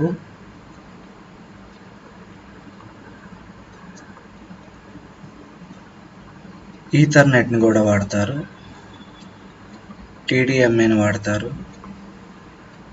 ప్యూర్ అలోహాని వాడతారు. ఇదన్నీ రాయాల్సిన అవసరం లేదు, వీటిలో కనీసం ఒక 3 రాస్తే బెటర్. స్లాటెడ్ అలోహాని వాడతారు. ఇవన్నీ ప్రోటోకాల్స్ అన్నమాట. ప్రోటోకాల్ ఏంటి అంటే స్టెప్ బై స్టెప్ నెట్వర్క్ అనేది ఎలా ట్రాన్స్ఫర్ అవ్వాలి అని చెప్పేదాన్ని ప్రోటోకాల్ అంటారు.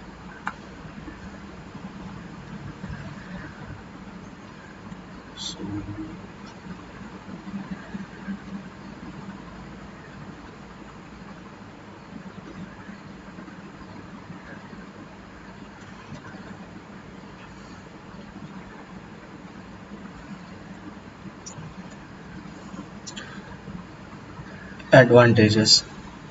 సో వీటికి ఉన్న బస్ టాపాలజీకి ఉన్న అడ్వాంటేజెస్ ఏంటి? బస్ టాపాలజీకి ఉన్న అడ్వాంటేజెస్ ఏంటి అంటే అన్ని సిస్టమ్స్ అనేవి సింగిల్ కేబుల్కి కనెక్ట్ అయి ఉంటాయి. నెక్స్ట్ ఏంటంటే కోయాక్సియల్ కేబుల్ని వాడతారు. దానివల్ల డేటా ట్రాన్స్మిషన్ 2 ఎండ్స్లో చాలా స్పీడ్గా జరిగిద్ది. అప్ టు 10 Mbps స్పీడ్ వరకు రాగలదు. ఇంకా ఏం అడ్వాంటేజెస్ ఉన్నాయి అంటే cost of cable is less compare to other. So cost అనేది తక్కువ, లెస్గా ఉంటుంది. అలానే బస్ టాపాలజీలో ఫెమిలియర్ టెక్నాలజీ ఏంటంటే ఇన్స్టాలేషన్ ఈజీ, అలానే ట్రబుల్ షూటింగ్, ఏదైనా ప్రాబ్లం వచ్చినప్పుడు రెక్టిఫై చేసుకోవటం కూడా ఈజీ. దీంట్లో వాడే టాపాలజీ ప్రోటోకాల్ వచ్చేసి ఏంటంటే సిఎస్ఎంఏ, ఇందాక మాట్లాడుకున్నట్టు carrier sense media access multiple access, carrier sense multiple access. పైన కూడా ఇదే చెప్పుకున్నాం. డిసడ్వాంటేజెస్ ఏంటి? డిసడ్వాంటేజెస్ వచ్చి ఏంటి అంటే ఇది సింపుల్, దీనిలో లాట్ ఆఫ్ కేబులింగ్కి చోట్లేదు. ఒకవేళ కేబుల్ ఫెయిల్ అవుతే మొత్తం టోపాలజీ ఫెయిల్ అయింది. నెట్వర్క్ ట్రాఫిక్ అనేది హెవీగా ఉంటుంది. అలానే వీటిలో వాడే ప్రోటోకాల్స్ వచ్చేసి మ్యాక్, ప్యూర్ అలోహా, స్లాటెడ్ ఈ ప్రోటోకాల్స్ వాడతారు. వీటిలో ఎక్కువగా కొలిషన్స్ అనేవి జరుగుతాయి. రెండోది, ఏదైనా కొత్త డివైస్ యాడ్ చేయాలి అంటే న్యూ డివైస్, నెట్వర్క్ అనేది స్లో అయిపోయింది. కొత్త డివైస్ యాడ్ అయినప్పుడల్లా నెట్వర్క్ స్లో అయిపోయింది. సెక్యూరిటీ కూడా రిస్క్, మొత్తం ఒకే కేబుల్ మీద ఉంది కాబట్టి హ్యాకింగ్ అనేది ఎక్కువ జరగవచ్చు ఫస్ట్ టోపాలజీలో. నెక్స్ట్ వచ్చేసి రింగ్ టోపాలజీ. రింగ్ టోపాలజీ అని ఎందుకు అంటారంటే ఉన్న స్టేషన్స్ అనేవి మొత్తం ఒక రింగ్ ఫామ్లో ఉంటాయి.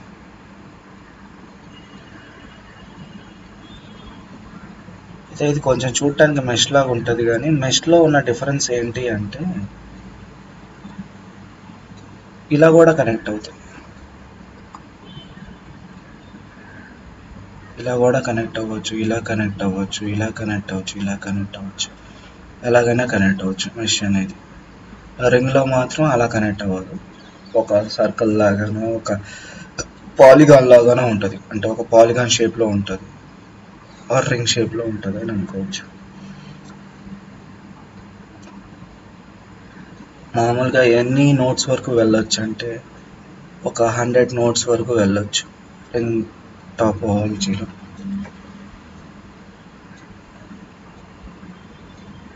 దీంట్లో రిపీటర్స్ అనేవి ఉండవు, డేటా రిపీటర్స్ అనేవి ఉండవు, డేటా లాస్ అనేది తక్కువ అయింది.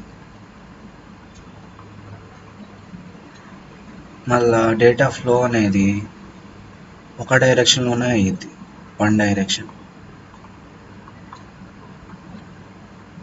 కాకపోతే దాన్ని 2 డైరెక్షన్ కూడా చేయొచ్చు. 2 డైరెక్షన్ ఎలా చేయొచ్చు?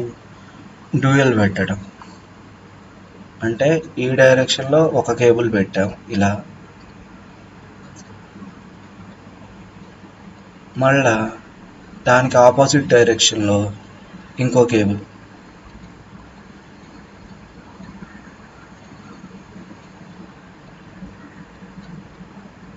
ఇంకో కేబుల్ కూడా పెట్టచ్చు. అప్పుడు అదేమైంది, 2 డైరెక్షన్ అయిపోయింది.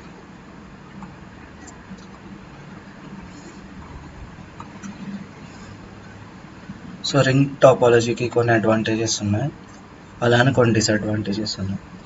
ఫస్ట్ వచ్చేసి హై స్పీడ్ ట్రాన్స్మిషన్, చాలా స్పీడ్గా డేటా అనేది వెళ్ళుద్ది. కొలిషన్ అనేది చాలా తక్కువ, కొలిషన్ అనేది మ్యాక్సిమం జరగదు. ఇన్స్టాలేషన్ అనేది ఈజీ, కాస్ట్ కూడా తక్కువ. డిసడ్వాంటేజెస్ ఏంటి? మధ్యలో ఒక లింక్ పోయినా కానీ మొత్తం నెట్వర్క్ ఫెయిల్ అవ్వచ్చు, సింగిల్ నోడ్ పోయినా మొత్తం ఫెయిల్ అయ్యిద్ది. కొత్తగా ఏదైనా యాడ్ చేసినప్పుడు నెట్వర్క్ స్లో అయిపోయింది. సెక్యూరిటీ కూడా అంతగా హై ఉండదు. Tree topology. ట్రీ టోపాలజీ అంటే ఏంటంటే మనకి డిసిషన్ ట్రీ తెలుసు కదా. సో ఒక సెంట్రల్ హబ్ ఇక్కడ పెట్టుకుంటే సిస్టమ్ 1, సిస్టమ్ 2, సిస్టమ్ 3 3 సిస్టమ్స్ ఉంటాయి.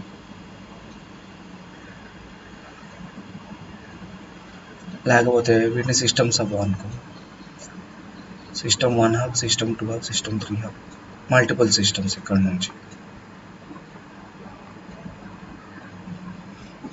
సో ఈ రకంగా ట్రీ టోపాలజీ అయితే ఉంటుంది.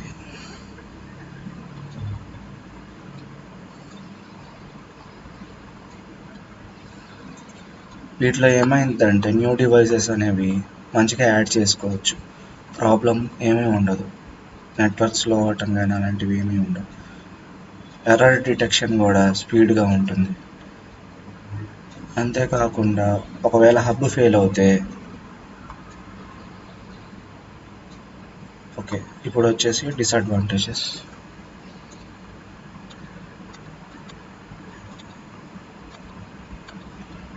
న్యూ డివైస్ యాడ్ చేసుకోవచ్చు. అలానే ఎర్రర్ అనేది తొందరగా డిటెక్ట్ చేయొచ్చు, కరెక్ట్ చేసుకోవచ్చు. ఇప్పుడు డిసడ్వాంటేజెస్ ఏంటంటే సెంట్రల్ హబ్ ఫెయిల్ అవుతే సిస్టమ్ హబ్ కూడా ఫెయిల్ అయిపోయింది, మొత్తం పనిచేయదు. కాస్ట్ అనేది ఎక్కువ. అలానే న్యూ డివైజెస్ యాడ్ చేసినప్పుడు కాన్ఫిగర్ చేసుకోవాలి ప్రతిసారి. సో ఇది దీనికి ఉన్న ప్రాబ్లం. మరి హైబ్రిడ్ అంటే ఏంటి అంటే రెండు టపాలజీస్ని కలుపుతాం అన్నమాట. ఫర్ ఎగ్జాంపుల్ ఒక స్టార్ టపాలజీని తీసుకోండి with central hub S S S S S. ఈ సెంట్రల్ హబ్లో ఉన్న ఒక నోడ్ నుంచి లాగి రింగ్ టపాలజీ కనెక్ట్ చేసుకుందాం ఇట్లా. సో ఒక రింగ్ టపాలజీ కనెక్ట్ చేసుకోవచ్చు.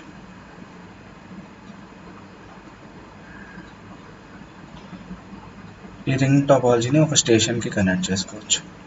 సో ఇప్పుడు ఇక్కడ చూస్తే ఒక రెండు టపాలజీస్ ఉన్నాయి. ఫస్ట్ టపాలజీ ఏంటి, ఇక్కడ స్టార్ ఉంది, ఇక్కడ రింగ్ ఉంది. ఈ రెండింటిని కనెక్ట్ చేసాం. రెండు ఉన్నాయి కాబట్టి ఇదేమైంది, హైబ్రిడ్ అయింది. సో వీటికి ఉన్న అడ్వాంటేజెస్ ఏంటి? ఫస్ట్ అడ్వాంటేజ్, హైబ్రిడ్కి ఉన్న అడ్వాంటేజ్ ఏంటంటే ఫ్లెక్సిబుల్. రెండో అడ్వాంటేజ్ ఏంటి అంటే size of network. New devices అనేవాటిని ఈజీగా యాడ్ చేసుకోవచ్చు, తీసేయచ్చు. డిసడ్వాంటేజెస్ ఏంటంటే ఆర్కిటెక్చర్ డిజైన్ చేయటం కష్టం అయిపోయింది. ప్రతిసారి కొత్త ఆర్కిటెక్చర్ డిజైన్ చేసి పెట్టాలి. అలానే టపాలజీ అనేది నార్మల్గా ఎక్స్పెన్సివ్ అయిపోయింది, కాస్ట్. హైబ్రిడ్ టపాలజీ అనేది. దాంతోపాటు ఇన్ఫ్రాస్ట్రక్చర్ కాస్ట్ కూడా ఎక్కువ. అంటే ఇన్ఫ్రాస్ట్రక్చర్ కిందకి ఏమొస్తాయి అంటే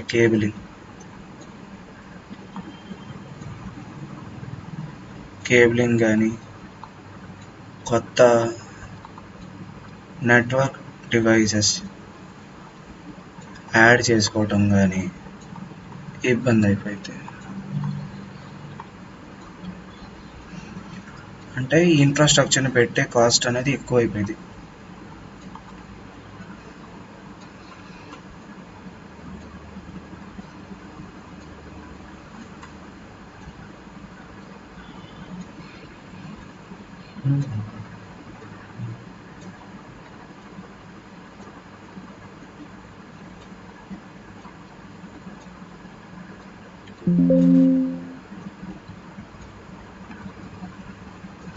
సో నెక్స్ట్ టాపిక్ వచ్చేసి ఏంటి అంటే హార్డ్వేర్. హార్డ్వేర్లో మనం ఏమేమి మెన్షన్ చేసుకోవచ్చు, మామూలుగా ఇన్పుట్ డివైజెస్ అన్ని మెన్షన్ చేసుకోవచ్చు, ఇందాక చెప్పుకున్నవన్నీ. సో మరి ఏంటి అంటే సిపియూని మెన్షన్ చేయొచ్చు, మదర్ బోర్డు, హార్డ్వేర్, ర్యామ్, ఇవి కొత్తవి. విజిఏ ఇది కొత్తది. పవర్ సప్లై, కూలింగ్ ఫ్యాన్, ఇవన్నీ పైన ఇప్పుడు వరకు చెప్పినవన్నీ సిపియూలోనే ఉంటాయి. సిపియూలో ఉన్న పార్ట్స్ ఇవన్నీ. మదర్ బోర్డ్ సిపియూలో ఉంటుంది, ర్యామ్ సిపియూలో ఉంటుంది, విజిఏ అనేది సిపియూలో ఉంటుంది, కూలింగ్ ఫ్యాన్ అనేది కూడా సిపియూలోనే ఉంటుంది. పవర్ సప్లై అది కూడా మెయిన్గా సిపియూ అన్నిటికి కలిపి ఉంటుంది. మరి పాతవేంటి, మానిటర్ అంటే ఏంటి, ఒక అవుట్పుట్ డివైస్. ప్రింటర్ అంటే ఏంటి, అదొక అవుట్పుట్ డివైస్. స్కానర్ అంటే ఏంటి, అదొక ఇన్పుట్ డివైస్. మౌస్ అంటే ఏంటి, అదొక ఇన్పుట్ డివైస్. అలానే రీడ్ ఓన్లీ మెమరీ, రోమ్, అది ఒక ఇన్పుట్ డివైస్.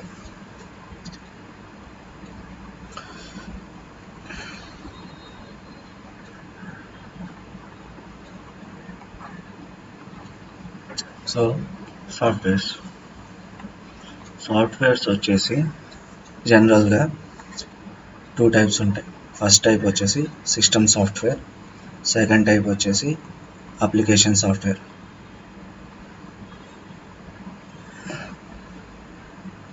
నెక్స్ట్ వచ్చేసి సిస్టమ్ సాఫ్ట్వేర్లోనే ఫర్దర్ క్లాసిఫికేషన్కి పోతే ఆపరేటింగ్ సాఫ్ట్వేర్, లాంగ్వేజ్ సాఫ్ట్వేర్, అలానే కామన్ యూటిలిటీ సాఫ్ట్వేర్.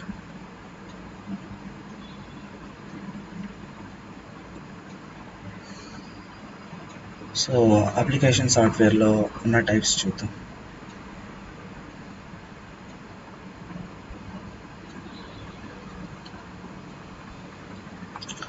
అప్లికేషన్ సాఫ్ట్వేర్లో ఉన్న టైప్స్ ఏంటి అంటే, first type special purpose, second type general purpose. నార్మల్గా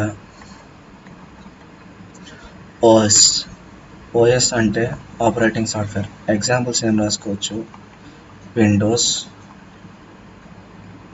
మ్యాక్ ఓఎస్, యాపిల్, ఇవి ఎగ్జాంపుల్గా రాసుకోవచ్చు. ఇంకా డాస్ కూడా ఒక సాఫ్ట్వేర్, ఓఎస్ సాఫ్ట్వేర్. అలానే లైనెక్స్, ఖాళీ లైనెక్స్, ఇది కూడా ఒక ఆపరేటింగ్ సిస్టమ్. ఇంకా మనకి కామన్ యూటిలిటీ అయిపోయింది, ఆపరేటింగ్ సిస్టమ్ అయిపోయింది.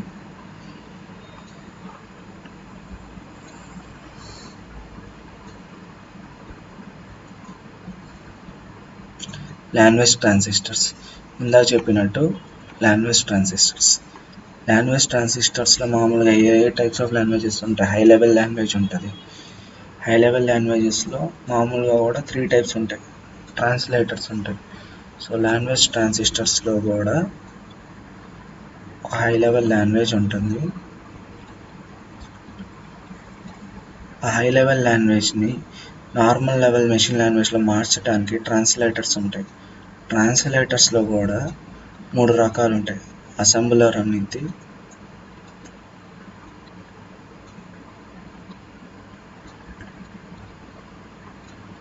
కంపైలర్ ఉంటుంది, ఇంటర్ప్రిటర్.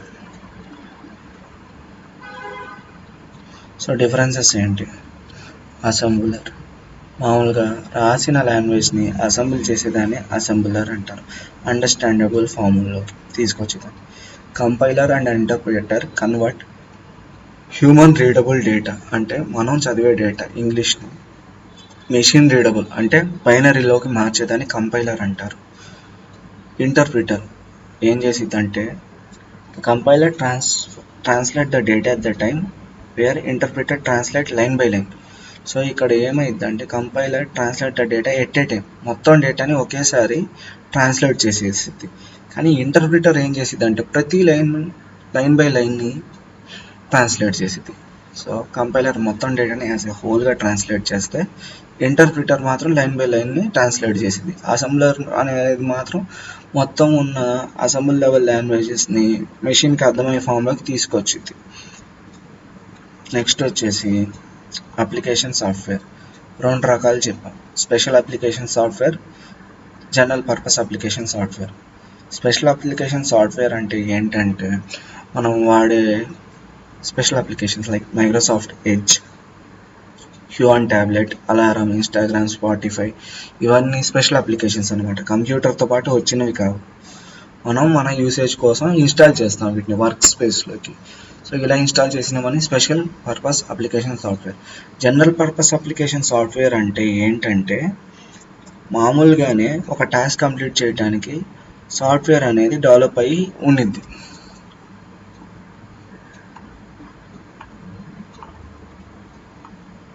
సో స్పెషల్ పర్పస్ దాంట్లో ఏమైందంటే, ఒక కస్టమర్కి ఇంకో కస్టమర్కి ప్రిఫరెన్సెస్ అనేవి మారుతాయి.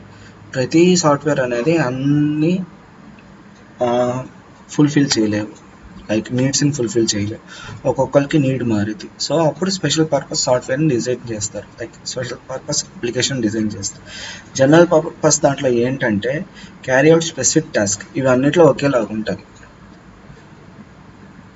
రెండోది, many customers can use at a time. దీంతో యూనిట్ 1 అనేది అయిపోయింది. నెక్స్ట్ యూనిట్ MS వర్డ్ అనేది స్టార్ట్ చేయబోతుంది.